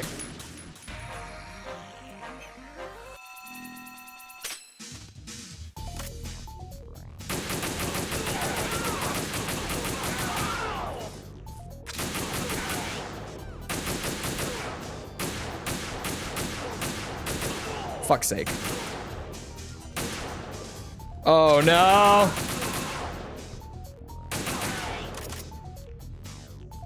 But Spaceland's just one map. And it's not even the best map. No. It's an S tier across the entire franchise, but it's not the best. Come on now. You got Black Ops 2 Origins. Also Black Ops 2, Mob of the Dead. Black Ops 3, Der Eisendrache. Ugh, is important.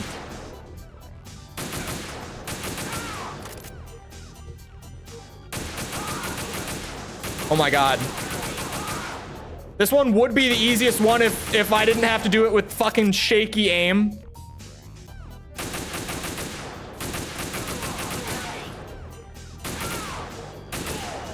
Oh my god.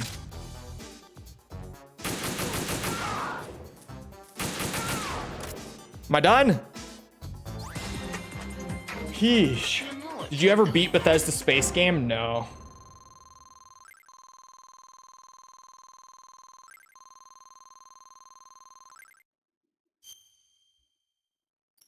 No, I never even, I don't think I got like halfway through Starfield's main quest. I played like 30 hours of Starfield, but the majority of that was side stuff because, I mean, it's a Bethesda game. I know how to play a Bethesda game. And by that, I mean, you don't play the main story until you've gone around and fucked with like literally everything else. Because the main quest is always the weakest part of the game. We all know it's true. Even all the way back to Morrowind. And Morrowind's main quest is pretty good. And I am the Morrowind glazer. There's never been a bigger one. But even there, like, Morrowind's main quest is like the least interesting part of the game. Even though it's one of Bethesda's best main quest lines ever. It might be their best main quest line ever, actually. I don't think they ever did a better main quest line than Morrowind, but it's still like, you don't play Morrowind to play the main quest line. You just don't. Or I guess if you do, you're playing Morrowind wrong. Objectively. And everyone knows that that's true. Oh shit. Dick shot. No elp. Oh my god, he fucking bolted. Oh. The journal and dialogue system in Morrowind, it's so good. The journal is great. I'm gonna be the guy who sits here. I can't pull my gun. There we go. I'm gonna be the guy who sits here and tells you with a straight face that Morrowind's skill system is fantastic. It's genuinely, it's great. I'm not mindlessly glazing. I'm not rose-tinted glasses. It's just like, it's actually really good. Granted, yes, it does feel bad to like swing a sword at an enemy and not hit them. But you have to actually, you know, learn how to use swords before you can be effective with them.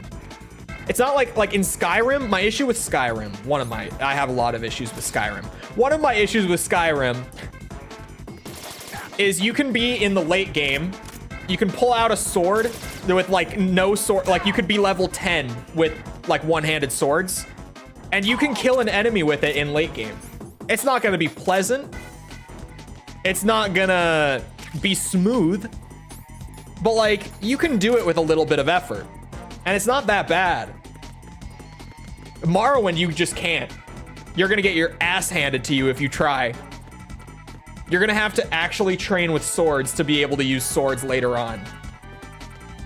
And anything else. Morrowind also has so many awesome skill categories that just got dropped after Morrowind. Like spears. What happened to spears? I'm trying to think. There's a bunch of them in Morrowind. I'm gonna have to think hard. What never came back? Spears and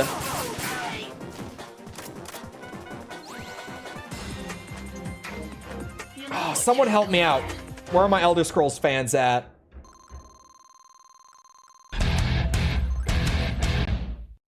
Mickle, thank you for the 28 months. Appreciate it. Yeah, the magic in Morrowind, dude, custom spells. Okay, if you've never played Morrowind before, you've played Elder Scrolls, but you've only played like ESO and Skyrim, maybe Oblivion. Let me tell you this. Morrowind, you can make your own spells. I'm dead serious. You can make your own spells. You know what else you can do in Morrowind? I think Oblivion had maybe this. You can make your own custom potions with alchemy.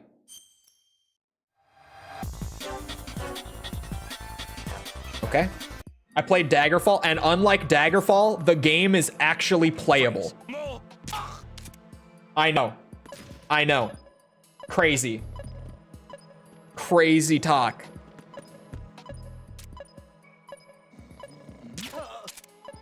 Anyone who hasn't played Daggerfall or just doesn't know much about it might think that I'm just like saying that to be funny, but no. I'm serious. Like you can play the game without getting a degree in how to play the game without fucking it up, and it's enjoyable. Foreign concept to Daggerfall players, but you can. I'm only so hard on Daggerfall because that game is actually such a pain in the ass to try to learn how to play.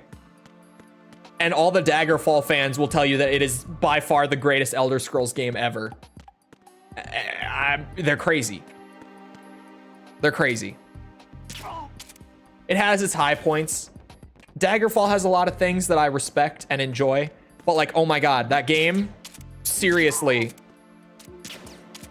If you've never, it's like the video game equivalent of cock and ball torture. Legitimately.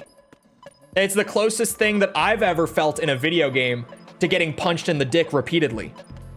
No bullshit. It really, really is. I've never played a game that feels so akin to getting punched in the dick over and over again. Because you know when you when you get punched in the dick, it's not like this big spike of pain right away. It's not. It's not. It's like a little pain at first, but then it builds. And you know what Daggerfall does while it's building? It punches you in the dick again. And then while that's building, it does it again. Fuck Daggerfall. Personally. Fuck that game. And Arena. Arena's not free from this hatred either. I've also tried to seriously play through Arena and complete it, and I can't. A resonance cascade of CBT pain. Not having you on speaker at the dinner table again. I told you it was a bad idea. You didn't listen. I warned you of this. Freeze. What would be Snake's favorite Pink Floyd album? the wall because he's based and he knows that it's their actual best. Smiley face.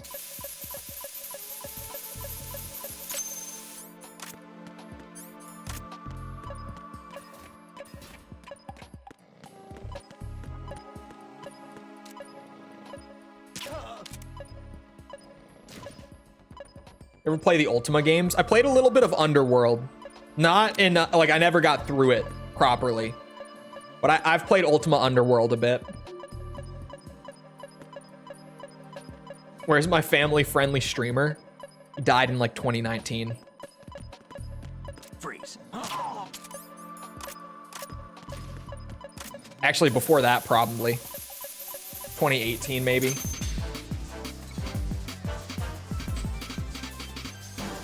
Congrats, Snake.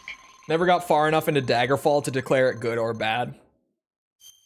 I tried like 6 or 7 times to play through Daggerfall, and every single one of those times ended up like, I think this actually was all but one of my playthroughs that I tried to do. Contracted a disease that the game didn't tell me I contracted, but I did. And that disease then would just sit there dormant in the background without me knowing that it's there. I would save my progress over top of my previous save. And then just out of the blue while I'm playing the game, I would just flop over and die. Freeze. And even if I loaded my previous save, I had already caught the disease. So I was just doomed to die. Because I had no idea and I can't get to town to get a cure fast enough. That genuinely, I think that was like 5 or 6 of my Daggerfall playthroughs. And even, you would say, how did you not learn to not overwrite your save? That's the thing, I did. On the later end of that, I would have like 3 different saves. But you underestimate how long the diseases stay dormant for, and the game doesn't tell you. It just doesn't. It doesn't tell you that you have it. It just lets it sit there. Silently. And you might say, Chol, that's realistic. Yeah, but it's not fun. It sucks. It's not fun to play in a game, like at all. Aha.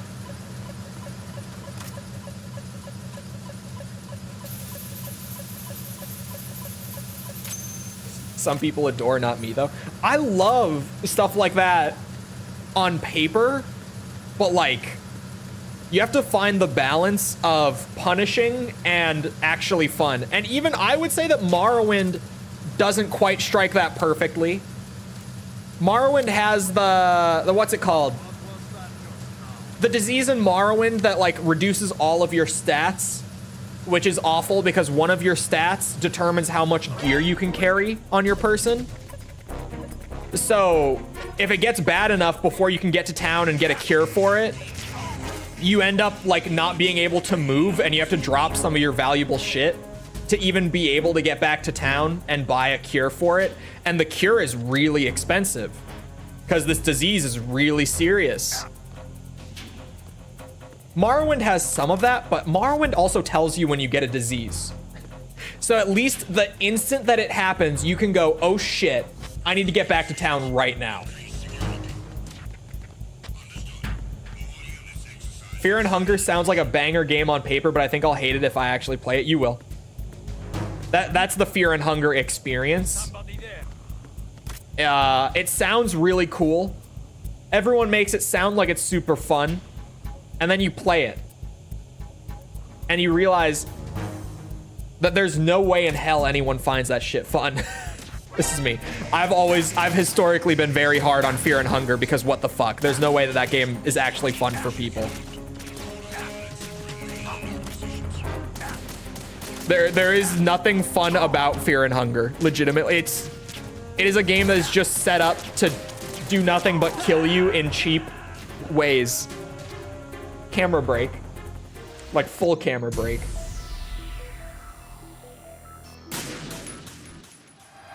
I've never understood Fear and Hunger. The hype behind it, so I've never understood it.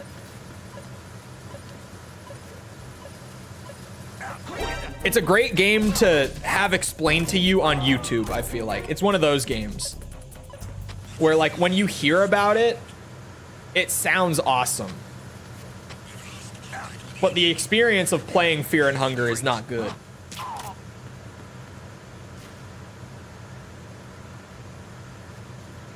Oh, okay, there we go. You got it, Snake. Oh my god, I missed Mickle saying, and some people like CBT torture. CBT torture? Yeah, you get the point. Some people like CBT. Some people do. I don't. Personally, I'm not. I meant to climb back up. I pressed the wrong button. But it's not punishing at all. Yeah, you can do the. My favorite game that goes for immersion over fun that I think still, like, is fun enough to where the immersion stuff doesn't ruin it is Stalker. I feel like Stalker does it perfectly.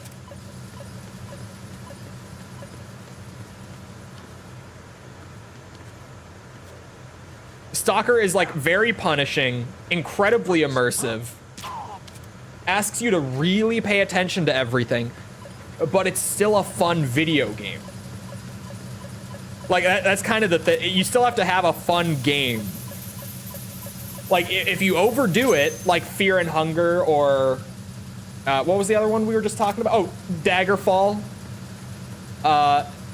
You're gonna push people away because you get to the point where it's just not fun.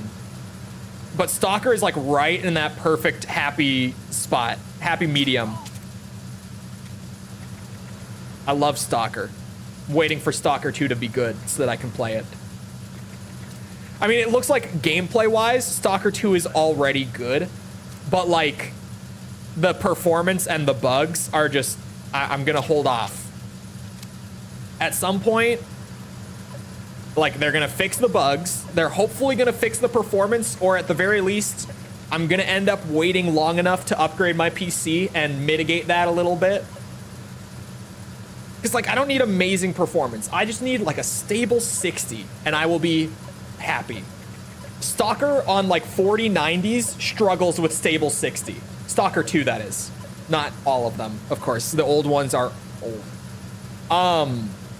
But the new Stalker 2 is struggling on like 4090s with keeping a stable 60 FPS. So that's where I'm like, okay. If your game releases in a state where it can't hold 60 FPS on the most powerful GPU on the market right now, you've really, you borked it. You fucked it up. As Angry Joe would say, you done fucked it up. Loved gunfights in Stalker. Yeah, I love Stalker's mechanics. Once you figure it out, though. Because at first, like, I think the first time Stalker experience, it pretty much always goes like, okay, this is cool. Everything looks good. Everything sounds good. I'm immersed. And then you get to that first bandit camp in, like, Shadow of Chernobyl, which you should be playing first. Heard it from me. And I stand firm with that opinion. You get to that first like bandit camp right away with your little pistol. You get into that gunfight and your bullets are not landing perfectly on target and you're going, what? I'm aiming down sights. Where are my bullets going? That's the first time Stalker experience, I think, for everyone. Right?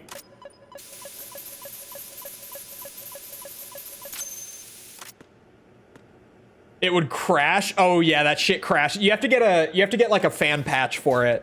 Especially on new operating systems, it crashes a lot.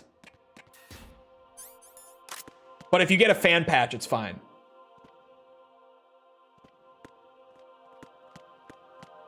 Freeze. Oh, okay.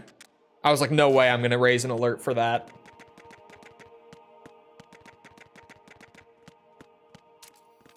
But once you figure out how Stalker's guns work, it is really good. And I've actually, like, the one thing with Stalker 2 gameplay wise that I am a little unsure of, because I feel like I will be perfectly fine with it once I play the game, but like on paper, as a fan of the first three, like as much of a fan as I am of the first three, I see that the bullets now land perfectly on target while ADSing, and I'm like, oh, why would they do that?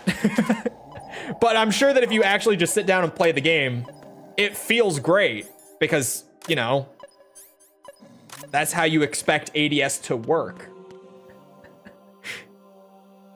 Oh, there's the bomb. Okay. It's just like me seeing that for the first time. I was like, oh man, maybe they shouldn't have done that. But I'm sure if you actually play it, it's for the best. It's just that was part of the charm for me in the older games, was like, oh, guns work like guns.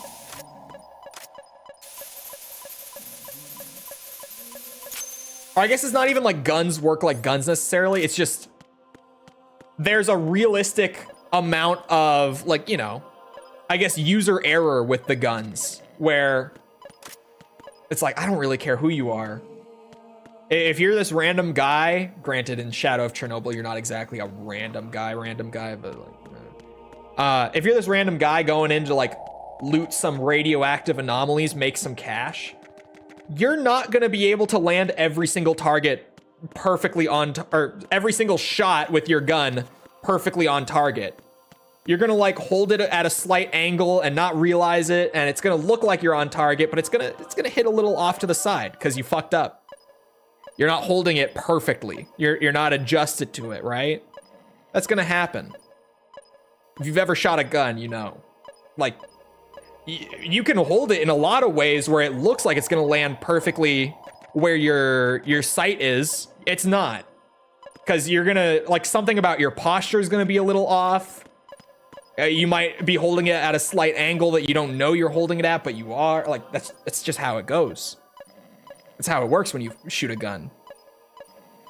It might look perfect, but it's normally not. I never thought it was popular outside Soviet countries or post-Soviet countries before Stalker 2 was announced.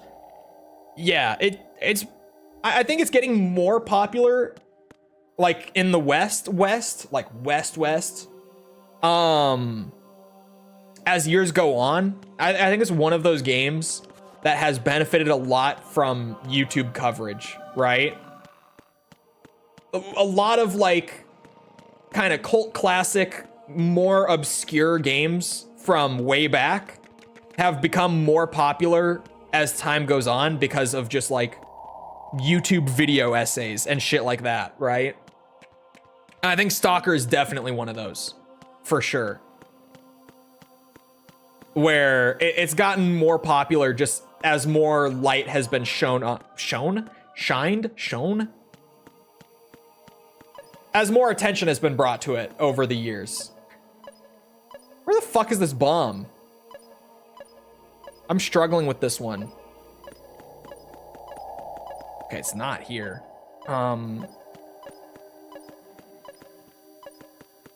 Also with modern gaming being sort of shit. I've said it before, I'll probably say it until the day I die. If you genuinely believe that modern gaming is shit, I think you just need to broaden your horizons, because you're just not looking in the right places. Because modern gaming is really good, but a lot of people just are like stuck to one or two genres or subgenres that they play, and those might be in like a bad state, or especially right now, if like multiplayer games are your thing, we are in a terrible period for multiplayer games. With really the only exception, in my opinion, being like Black Ops 6 is surprisingly good. I didn't expect to enjoy it as much as I have.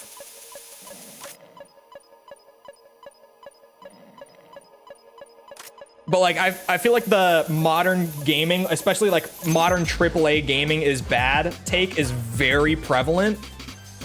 But like, it's not. It's just you kind of have to be more open to playing things that are different from what you played when you were younger.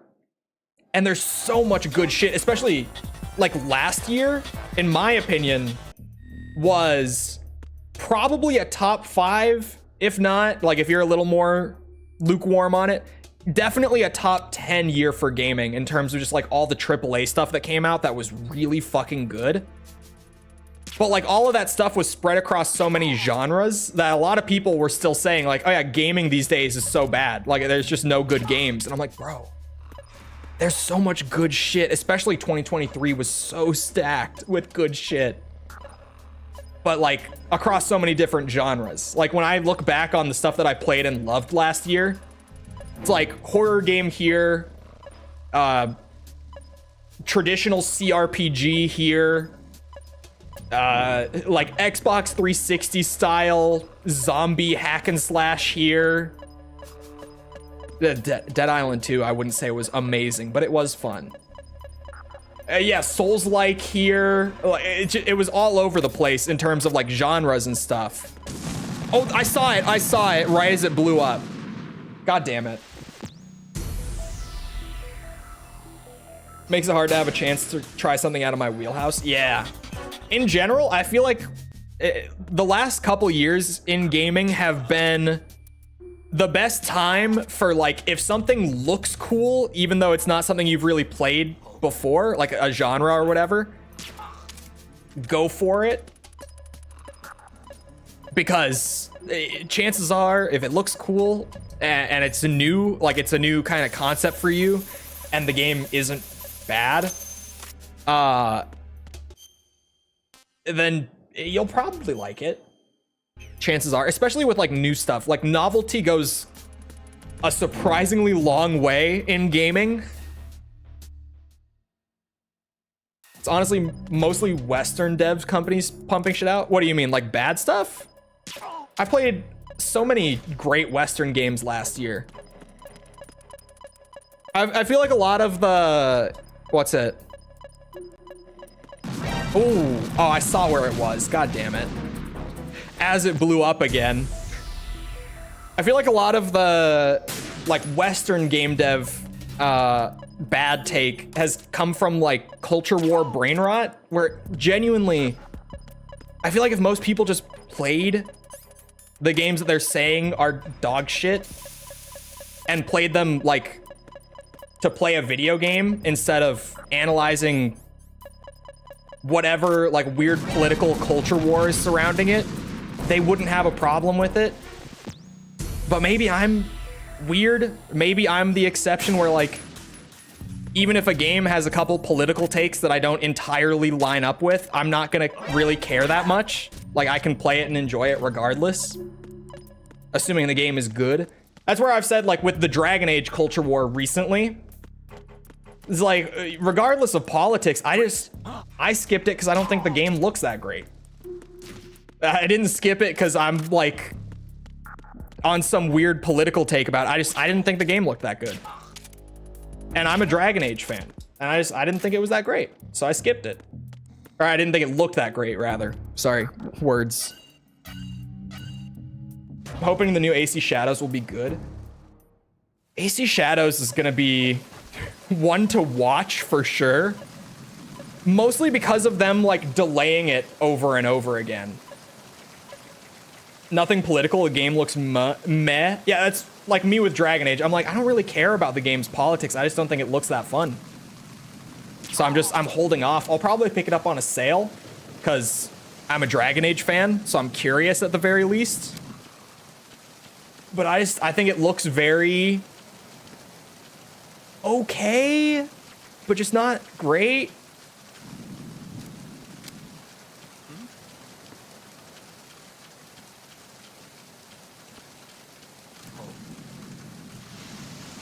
I feel like we're hitting that point though, where like surely the insane amount of like culture war stuff within AAA games has to die down soon, right? I feel like we have to be hitting that critical point where like it's getting so absurd right now that surely people are just gonna kind of get sick of it soon enough, right? Because it's gotten worse and worse. Last year was wild. Last year, No, this year has been crazier. Last year was when it started to get really stupid, though. Because I remember early last year, even early 2023, the two big ones were the Dead Space remake is woke and the Resident Evil 4 remake is woke. And I was like, what? Did you play either of them? I was just like, what?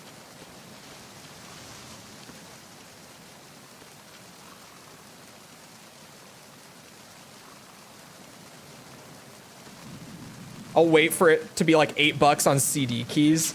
Yeah, it's one of those where I'm like, I'm just waiting until I can get it for pretty cheap, and then I'll check it out. I think it'll only ramp up once Trump gets into office. I don't know. I feel like it might ramp up like a little bit pretty early on, but I feel like it's got to die down soon. Right? Surely. That's what I'm saying. I feel like we're hitting the point where it's getting so extreme that it's going to turn people off. Because that's kind of how this always goes, right? Like it progressively gets worse and worse and worse until it hits the point where people are like, okay, this has gotten so out of hand that I want nothing to do with it anymore. It's just, this shit's gotten stupid. I feel like we have to be getting at least close to that point. Yeah, when Sony revealed the new, Ghost of Tsushima sequel, I don't know if any of you were watching that direct live. I was, as it was going.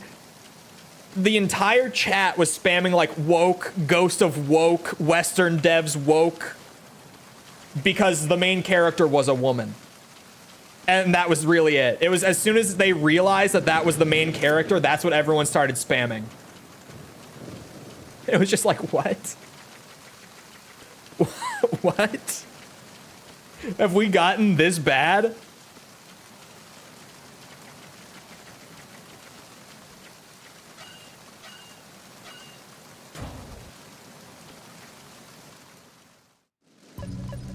Okay. Before I find the other bomb, I need to get in here and get this one.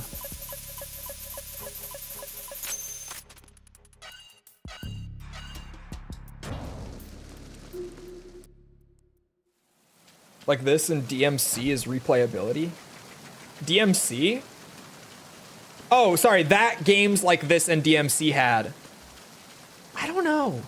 I feel like at least I haven't played a lot of games this year, which is mostly from me being busy. I've skipped a lot of the most recent releases this year. It's not from lack of interest most of the time. It's just that I'm not interested enough to make my schedule even more of a shit show for it. So I haven't played it a lot this year, but like last year, a lot of the games I played were insanely replayable. Like Baldur's Gate, holy shit. The RE4 and Dead Space remakes are super replayable with like just the amount of New Game Plus content available in those. Like the things to fuck around with. So much. What else was last year, chat? Help me out here. Why can I not think of a lot of them? Because I know I played it. Oh, Armored Core 6 was last year. That game's insanely replayable.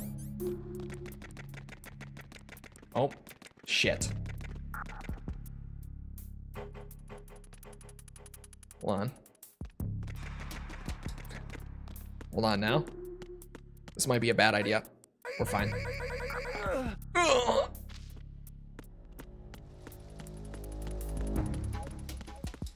I don't know. I feel like a lot of it is just like this. It's like an echo chamber of people who aren't really branching out and trying a lot of the new stuff. Just hearing like new stuff bad. And it's almost like a... Not to get too crazy with my take on it. I feel like a lot of it is like just a confirmation bias sort of thing. Where like people want new games to be bad. Just to, what's it? Justify not buying them and like trying them out.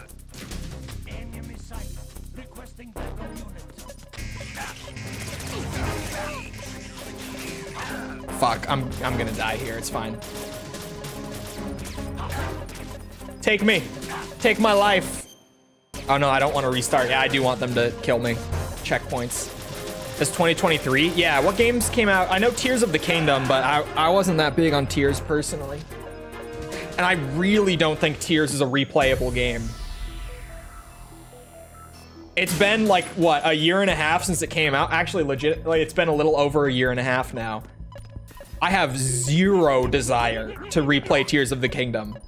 Like, absolute zero. None. RE4 Remake? It's like, I could play that again. And I already played that for like 80 hours when it came out. Dead Space Remake? I could play that again.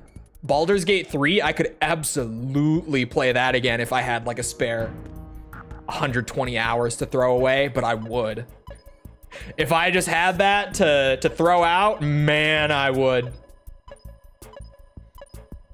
I would 100%.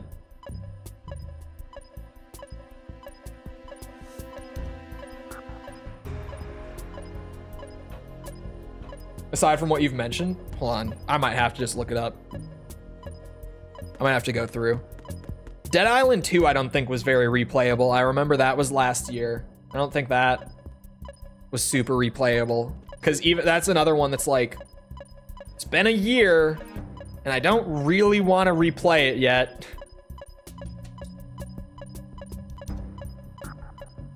Where is this bomb? Is it in the hallway?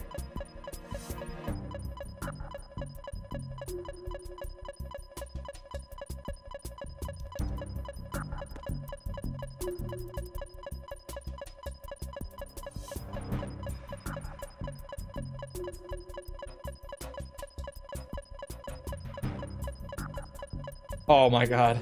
The famous David Jaffe room in Metroid Dread. Yeah, well, I guess I haven't talked about him in a while. I was gonna say my opinions on David Jaffe are very well known. But yeah, I try not to pay him much mind. To put it that way. He and, who's the Diablo guy? Grums, I think is the name he uses on, like, Twitter and stuff these days. He's also, like, man.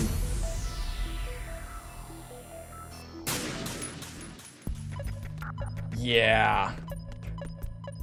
So every character is horny. Yeah, they, that's the great thing about Baldur's Gate 3. I will never get over them needing to patch the game to make the characters more difficult to romance, because it was so easy at launch that you basically just had to speak to them to get them to sleep with you. The fact that they needed to like patch the game and intentionally drag out the romance longer compared to launch is hilarious to me. I will never get over it. It's just, it's so good. Don't speak his name. Grums wasn't even like on my radar until Diablo 4 was like the first time that I really saw a lot of him. I had seen him before, but I didn't see much of him pre-Diablo 4. And I feel like since Diablo 4, he's gotten really big, unfortunately.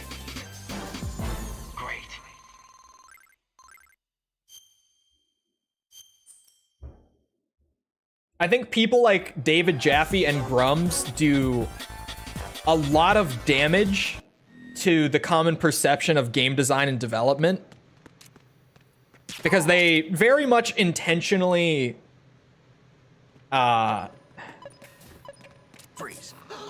portray things in a way to make AAA studios look dumber than they are.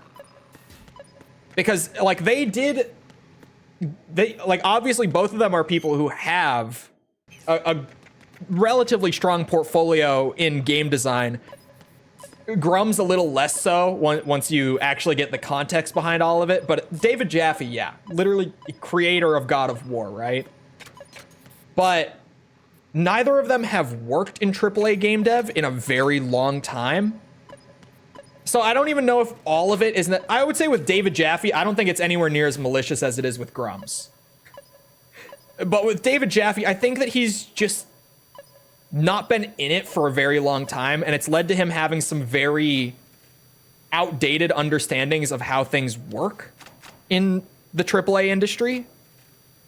It's nowhere near as simple as it was back in the early 2000s, right? It's nowhere near as simple as it was back then. The industry has expanded so much that, particularly with David Jaffe, I don't think it's like intentionally malicious. I think that he just has a very outdated understanding of things. Grums, I would say it is intentionally malicious. Oh, fuck. Really? I just got my chaff grenades too. If the story requires a lot of interacting to get to know the characters, I might understand. Yeah, they had to adjust like the rate at which the characters bond with you. They had to slow it down because at launch it was so fast. Like sex percent was a speedrun category on Baldur's Gate 3. And it was because people were legit doing optimized speedruns for like how fast can you get one of the companions to sleep with you. And it was hilarious. Because like sex percent, I remember it getting so optimized to the point where there were like 20-minute runs. And that's fucking funny. I don't think it's even possible to do it that fast anymore. Twisted Metal? Yeah. Twisted Metal. What happened to Twisted Metal? I mean, see, I said that and then I remembered the TV show and I'm like, God damn it. The chance at a comeback was ruined.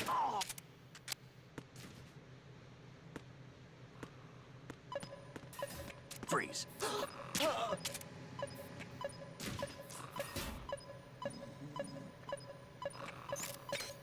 Too early. But yeah, Jaffe has a very 90s / early 2000s understanding of AAA development, which, like, veteran opinions are really cool to hear about, but there's a very big difference between people like David Jaffe, and I would throw like Sandy Peterson in there as well, where it's like these guys were legends of the period of game development that they were in. But things don't work like that anymore. And they don't understand, really, that things don't work like that anymore. And even, that might be giving both of them... Well, no, I think Sandy Peterson, genuinely. I might even be being generous to David Jaffe. I don't know. I don't think he's intentionally trying to misportray things. I think he just has outdated understandings. But there's a difference between people like that and, like, John Romero and John Carmack, who are both still in AAA, both still incredibly successful in AAA. Actually, no, John Romero, sorry, he moved into indie because he wanted to give more support to the indie scene. John Carmack is also not in game development, but, I mean, you might have heard of this little thing that he created called Oculus, maybe. And it's like, yeah, these guys are from way fucking back, right? Like early 90s in both cases of them being legends in game development. But they also were able to understand that things were changing and evolve with the industry, and they've managed to stay in the industry and remain successful making games. David Jaffe and Sandy Peterson and Grums have not been able to do that. There's a big difference in like veteran game dev and design opinions from people in those two categories, right? As Civi once said, there is an alternate timeline where Carmack has killed us all. There is. I don't know who those people are. The 3 of the examples I used were the guys who made like the old Wolfenstein 3D and Doom and Quake games. back in the early 90s. John Romero was the lead gameplay and gameplay designer and level designer on the original Doom. Sandy Peterson was a lead level designer on the original Doom. Not a good one, in my opinion. Man, this is fucked up. How do I get those chaffs without raising an alert? I'm trying. John Carmack was the, what's it?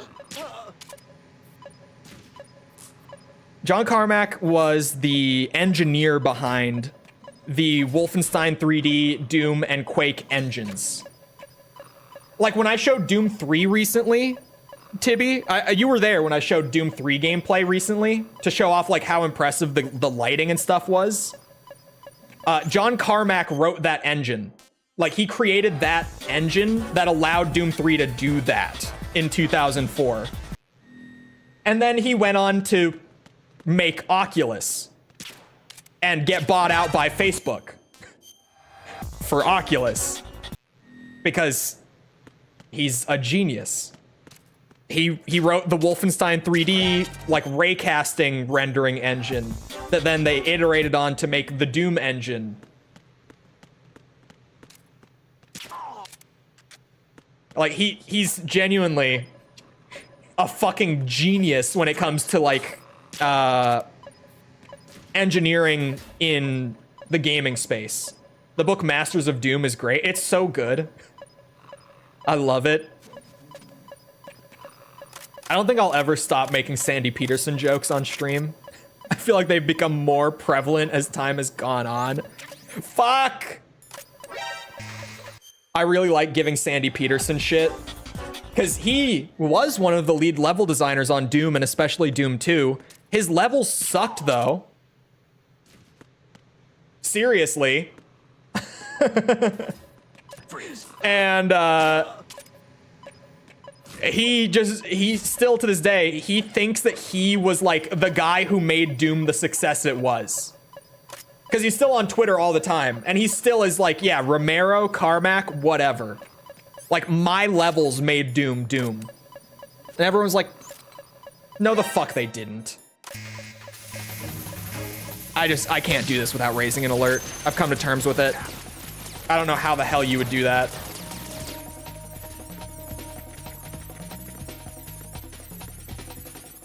Playing Quake Deathmatch against his girlfriend in the 90s? Yes. Yes, I have. Nope.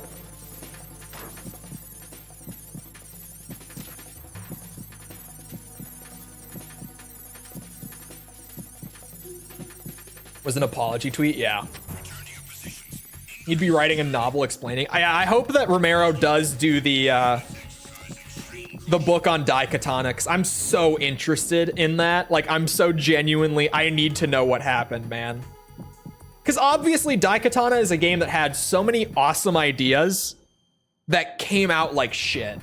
Like, I've played Daikatana from beginning to end, personally. And yeah. Oh, there's a box? Oh, hold on. You're right. Wait a second. Hold on. Let chat play the game. Let chat backseat sometimes. With no AI patch? With no AI patch. Freeze. You know, I can't leave without my buddy Superfly. Is that the line? This was a while ago that I actually fully played it, like years ago. But I think that's the line, right? I can't leave without my buddy Superfly.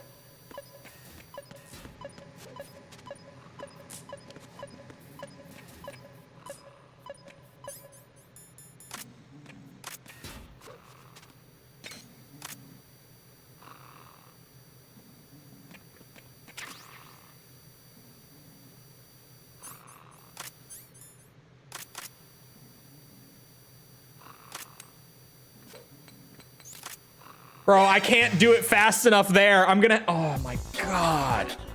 I'm gonna have to leave. And then throw the chaff. What is this? Oh. This setup. Oh, fucking shit. No, I didn't want that.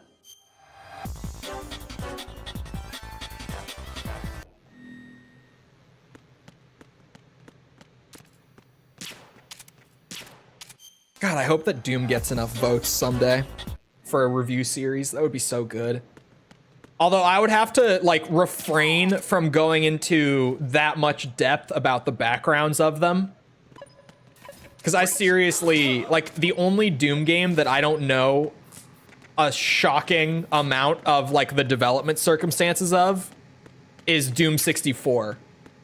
Other than that, I've basically got like the stories memorized. I'm so... That series has always been just so like deeply intriguing in the way that it all comes together and everything. Like always. 2016 and Eternal included. Got it memorized. Not like memorized, but like I could tell you the story for the most part. They're seriously, the development series or stories behind every Doom game aside from like 64 is so interesting.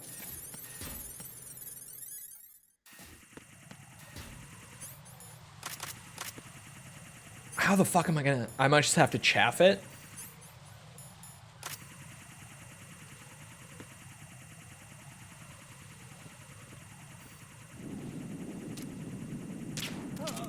Cool.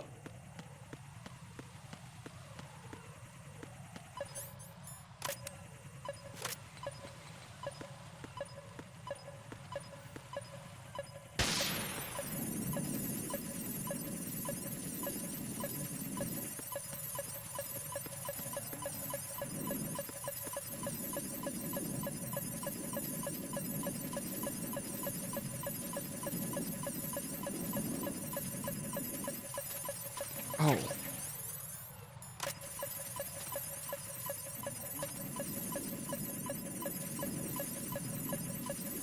Aha!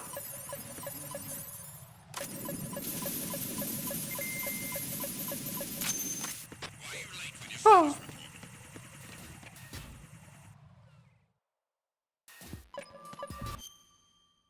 Okay, there's no more out there.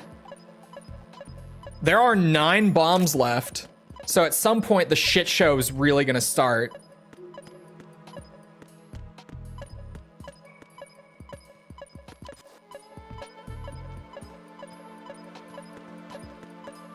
Freeze.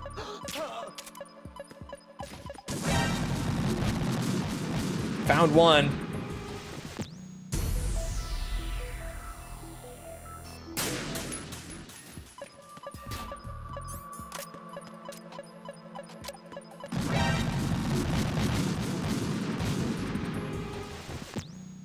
How do you want me to get to it? Exactly.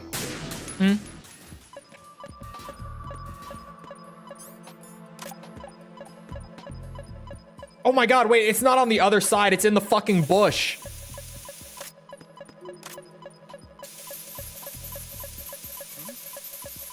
There's somebody there. No.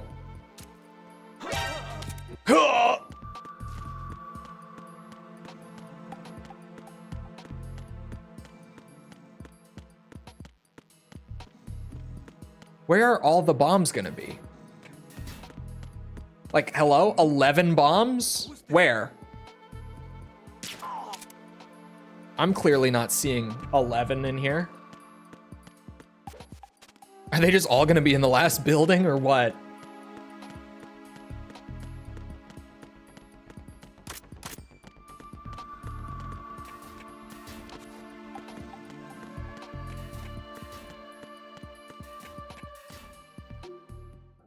I still don't know what the Kingdom Hearts actually is.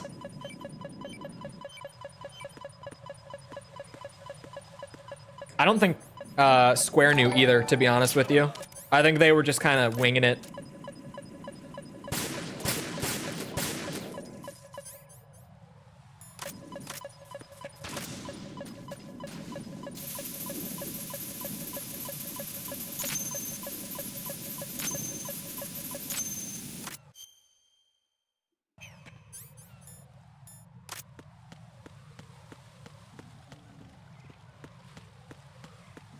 That one might have been a little overkill. Oh god.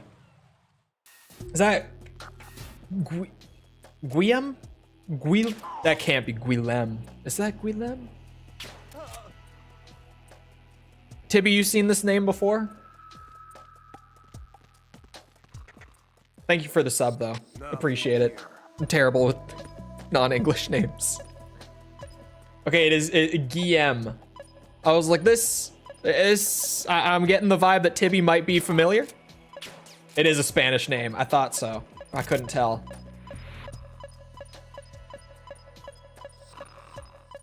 Apparently, Nomura had it all planned out before the first game released, he said in an interview. So many people say that, but like, here's the thing. Typically, what that means is that they had the whole like outline planned. So he probably did know what the Kingdom Heart was. But all planned out never really means all planned out. Like ever. It typically means like rough idea for the outline of like major events planned out across multiple entries. Oh, there are 2 in there. Oh my God. So full of it. Yeah, I remember, who was it? Oh, I think Jason Blundell, who was the director of Call of Duty Zombies, specifically at Treyarch for years. And then also just the entire game director of Black Ops 4. He was doing an interview where he had said years before that he had like the whole zombie storyline planned out. And then someone was like, did you really have it all planned out? And he was like, well, I had like the next game planned out and I had like a general idea of what I wanted the total ending to be, but that was about it. And everyone was like, okay, that makes way more sense. Thank you for clarifying. Because there's no way in hell. I have a concept of a plan. That's normally what it means, legitimately.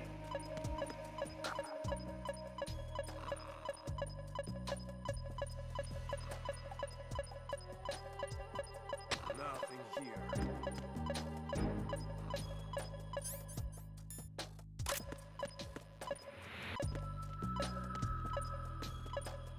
Cough, cough, God of War 2018. You're right about them spending too much money, but God of War is a really bad example because those games, even the last 2, have been incredibly profitable for Sony. There are certainly amazing examples of spending way too much money on games that you shouldn't have. You as in game studios, I mean. I mean, if you want the biggest one in recent years, Concord. I mean, beating a dead horse here, but like, that's the one. That is the one to bring up right now, at least. At least if you're not afraid of beating the dead horse even more, which I'm certainly not. But like, oh, another good example, Spider-Man 2 was profitable, but as far as we know, not very profitable. Like, it made a little bit, but as far as we understand, even with how well it sold, it kind of just broke even. Again, to our current understanding, it's probably outdated sales data at this point. We don't really know with Spider-Man 2, because I would assume that by now the profit has increased significantly on Spider-Man 2 from when we first heard that, right? I would hope for their sake.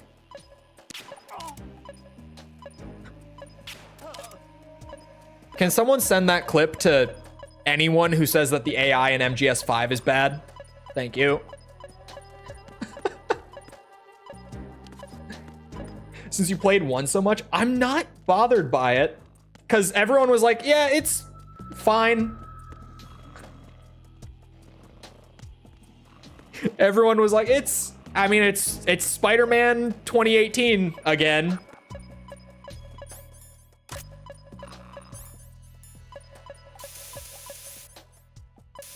It's hurt by its marketing? You think? I feel like its marketing was great. Oh my god, I didn't mean to spray you. Freeze. How do I get this bomb? I don't even see where. Oh. Oh. Achievement. Tranquilizing. If you were a big enough fan to miss it. I mean, I skipped it. I wasn't going to buy a PS5 for it. I really do like Insomniac's Spider-Man games. I wasn't going to buy a PS5 to play it. Ah, that's what I thought.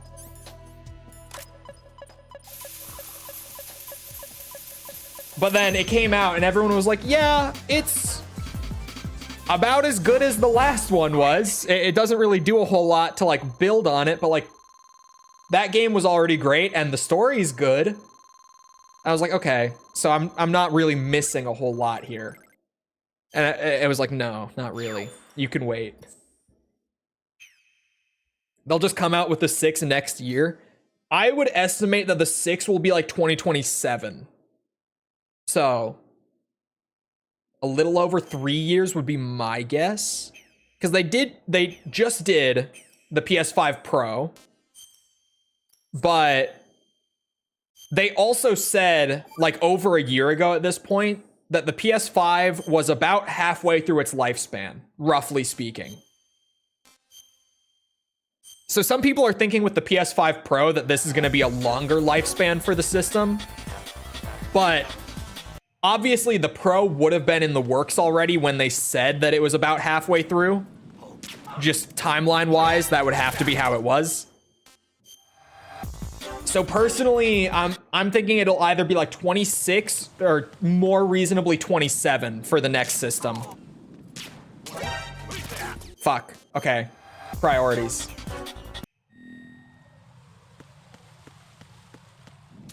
I think the PS5 has a bit more life in it, but not a ton. Oh my god. Travel time screwed me. Started pro work right after PS5 launch. I don't think they started it that early. I think obviously they always would have known that they wanted to do a Pro because the PS4 Pro sold so well. Genuinely, that's the only reason the PS5 Pro exists. To be incredibly clear, that is why the PS5 Pro exists. It's a moneymaker. Because, yeah. So who knows? Yeah, that was when the Pro started leaking about a year ago, or like a year and some change ago. Because at GDC there was a lot of talk about it. Everyone at GDC, privately, none of this was public, but just, you know, everyone at GDC was kind of like, yeah, do we need one? Because like we haven't even really used all of the PS5's horsepower yet. And that was kind of the whole talk of GDC that year, 2023.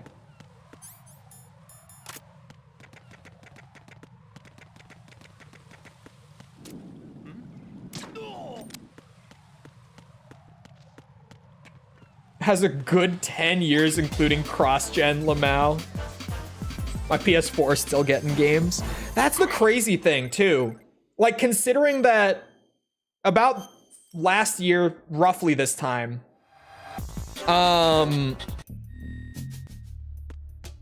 what's it? Oh yeah, they said that the PS5 was about halfway through its lifespan, right? About this time last year. Which, that quote alone would put the PS6 as coming out in 2026. But I'm gonna be a little favorable, a little charitable to them and say 27 for now. So like, why is the PS4 still getting so many new games? Legit, like, why? If the PS5 is more than halfway through its life by like a year, roughly, give or take, why are we still putting the new games on PS4? I mean, realistic answer is just because we can. And if we can, why not? More sales is only good. But like, it's crazy to me because we haven't really had that before, right? We just haven't had that before. The PS3 wasn't still getting new games in 2017. And I'm sure it got like maybe a new game because the PlayStations have always been weird like that in particular. But I remember last gen, you know, back in my day, boomer shit.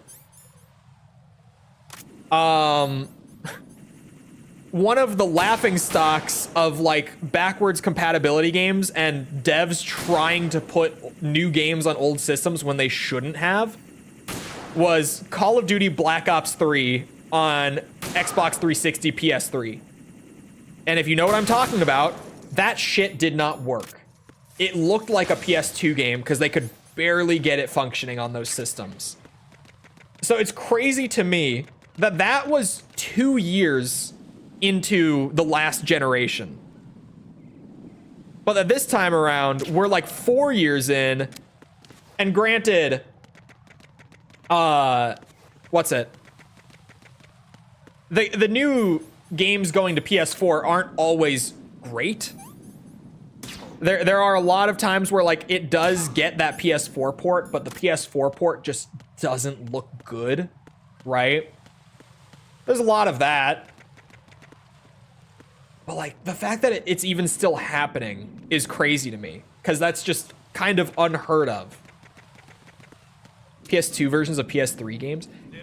Yeah, but in like 2009, 2010, because like it always happens where there's a little crossover at first, but never for like this long, and especially not this commonly, I guess is kind of the point, the big point rather. Because sure, there's always going to be like a couple, but most big games coming out right now are still getting PS4 and Xbox One versions. Like most large AAA games are still getting put on the last gen.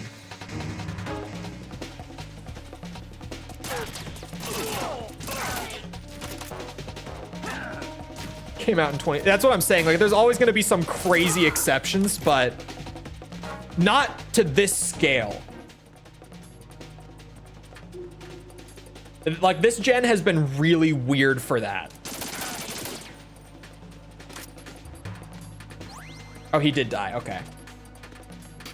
We're borderline different games. Not like that. I'm not talking about that. Like, what can I think of? Call of Duty World at War in 2008. That was on PS2 as well, although it was called something different. So technically, it's a little different. But like the game getting a port that was just an entirely different game made by some random third-party studio. That's genuinely, it's because it's a different game. And there was a lot of that. I do remember that stage of cross-gen gaming. That was a really weird stage. Freeze. That was a really weird stage. Especially with like movie tie-ins and stuff. That was super common. Like licensed games. That was a super common thing.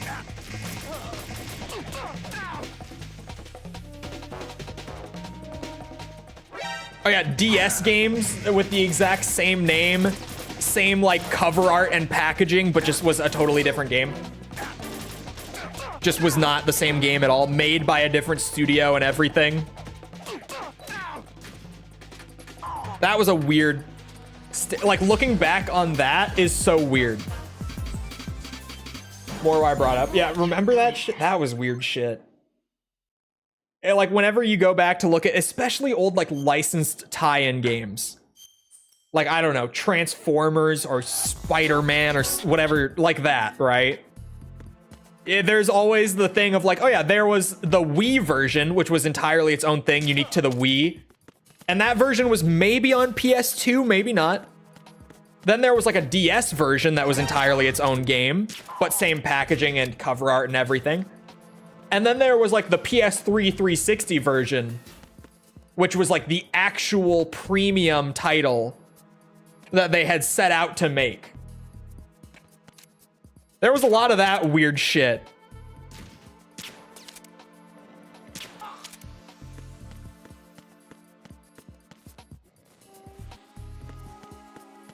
Monsters Inc. PS2 and Monsters Inc. PS1, and they're so different. Yeah, a lot of them are legitimately just different games, is the thing with that. Like, they're packaged as being the same game, but they are not the same game. That was such a weird period in gaming. I only just recently found out that Call of Duty World at War had one of those. It had a PS2 port that just was not Call of Duty World at War. It was made by a totally different studio that they just gave the rights to for a PS2 version. And they used some assets from Treyarch's proper World at War, but they just made their own World War II Call of Duty game for the PS2 in like 2008. Weird shit like that.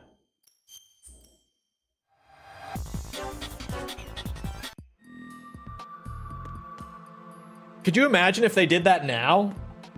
People would fucking lose their minds over shit like that now. If there was a game that came out on like PS4 and the PC version was totally different, or sorry, PS5. Sorry, I'm still stuck with a T in like 2018. So forgive me. But like if they had a game come out today where the PS5 and the PC version are two totally different games by two totally different studios, people would lose their shit. People would be so mad. Oh, he has a body shield. Dick shot. No enemies here.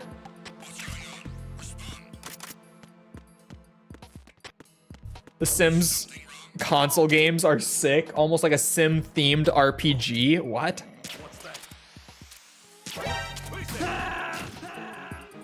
Oh my god, I forgot that, like, Tuxedo Snake, according to that one guy on Reddit, is roughly equivalent to extreme difficulty in the story mode.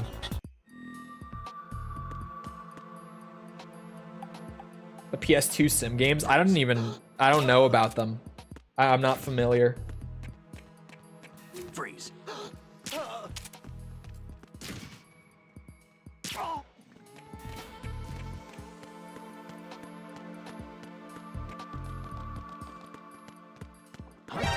Shit.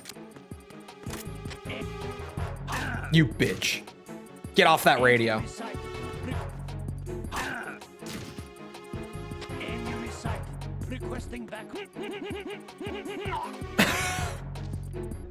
Once again, can we clip that? Send it to anyone who says MGS5 AI is stupid. Please, thank you.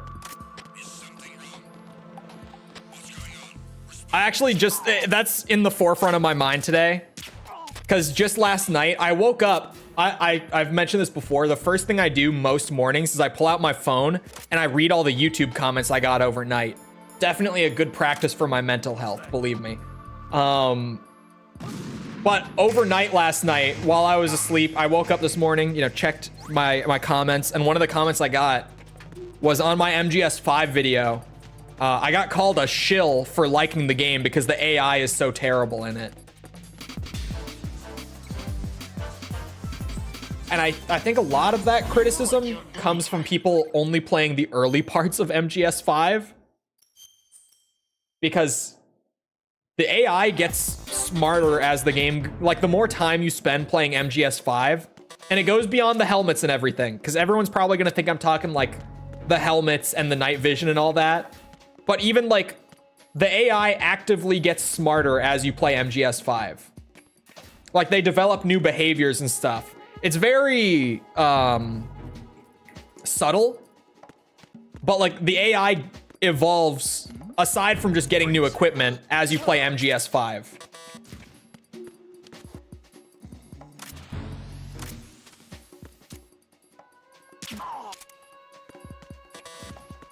And I think a lot of people just played like the very beginnings of MGS5 because the game is supposed to be like 70 hours long on an average run.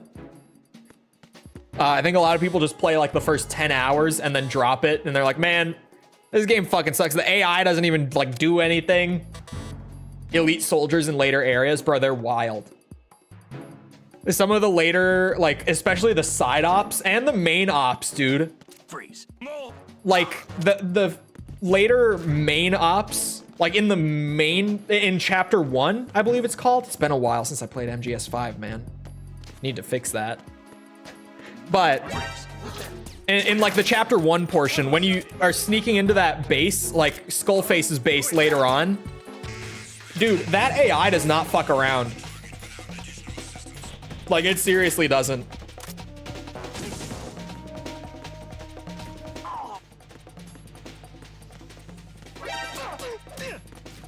So if I'm bad, they stay bad? I think they evolve anyway. I could be wrong. Although it might be behavioral. I don't know. Like, well, I think it is behavioral. Sorry, I'm explaining poorly. I think it's like Alien Isolation, where if you just pick one strategy and stick to that the whole time, they're gonna start to counter that strategy. I did not unlock the Fulton Ballista. What the fuck? I didn't research much stuff for my allies outside of Quiet, if I'm being real with you. Because Quiet, as soon as I saw that she got like a silenced trank sniper rifle at the very end of her development tree, I fucking beelined through her development tree because I realized how overpowered that shit would be. I ended up being very right. Holy, like, you go up to an enemy camp, Quiet's looking in, and you're just like, Quiet, do your thing. Take all of them out. Within like 30 seconds, everyone in that camp will be knocked out and you can Fulton them. Ridiculous. Anyway. I hope you guys enjoyed. It's about that time, and I got shit to do. So, if you did enjoy, feel free to go ahead and leave a sub. Come back another time. We're doing this. We're doing... What else are we doing, chat? Oh, tomorrow we're doing Yakuza 100%. PS2 Yakuza. So it's been a blast in many ways. But we've also been doing like Resident Evil, Armored Core, Ace Combat. A lot of these big 100% journeys like this. So come back for any of it. Most of them aren't as painful as MGS2 VR missions. So if you like this, it gets a lot better outside of this. Trust me. Also, if you enjoyed, leave a like. You know, algorithm stuff, YouTube things, you get it. You know. If you're looking for anything outside of YouTube to engage with the community, check out links in the description below. Things like Twitter, Discord server, whatever. Those are all down there. Other than that, though, once again, I hope you guys enjoyed. I hope to see all of us back here next time. I hope you all have a great rest of your day. Thank you for coming to the stream, and goodbye.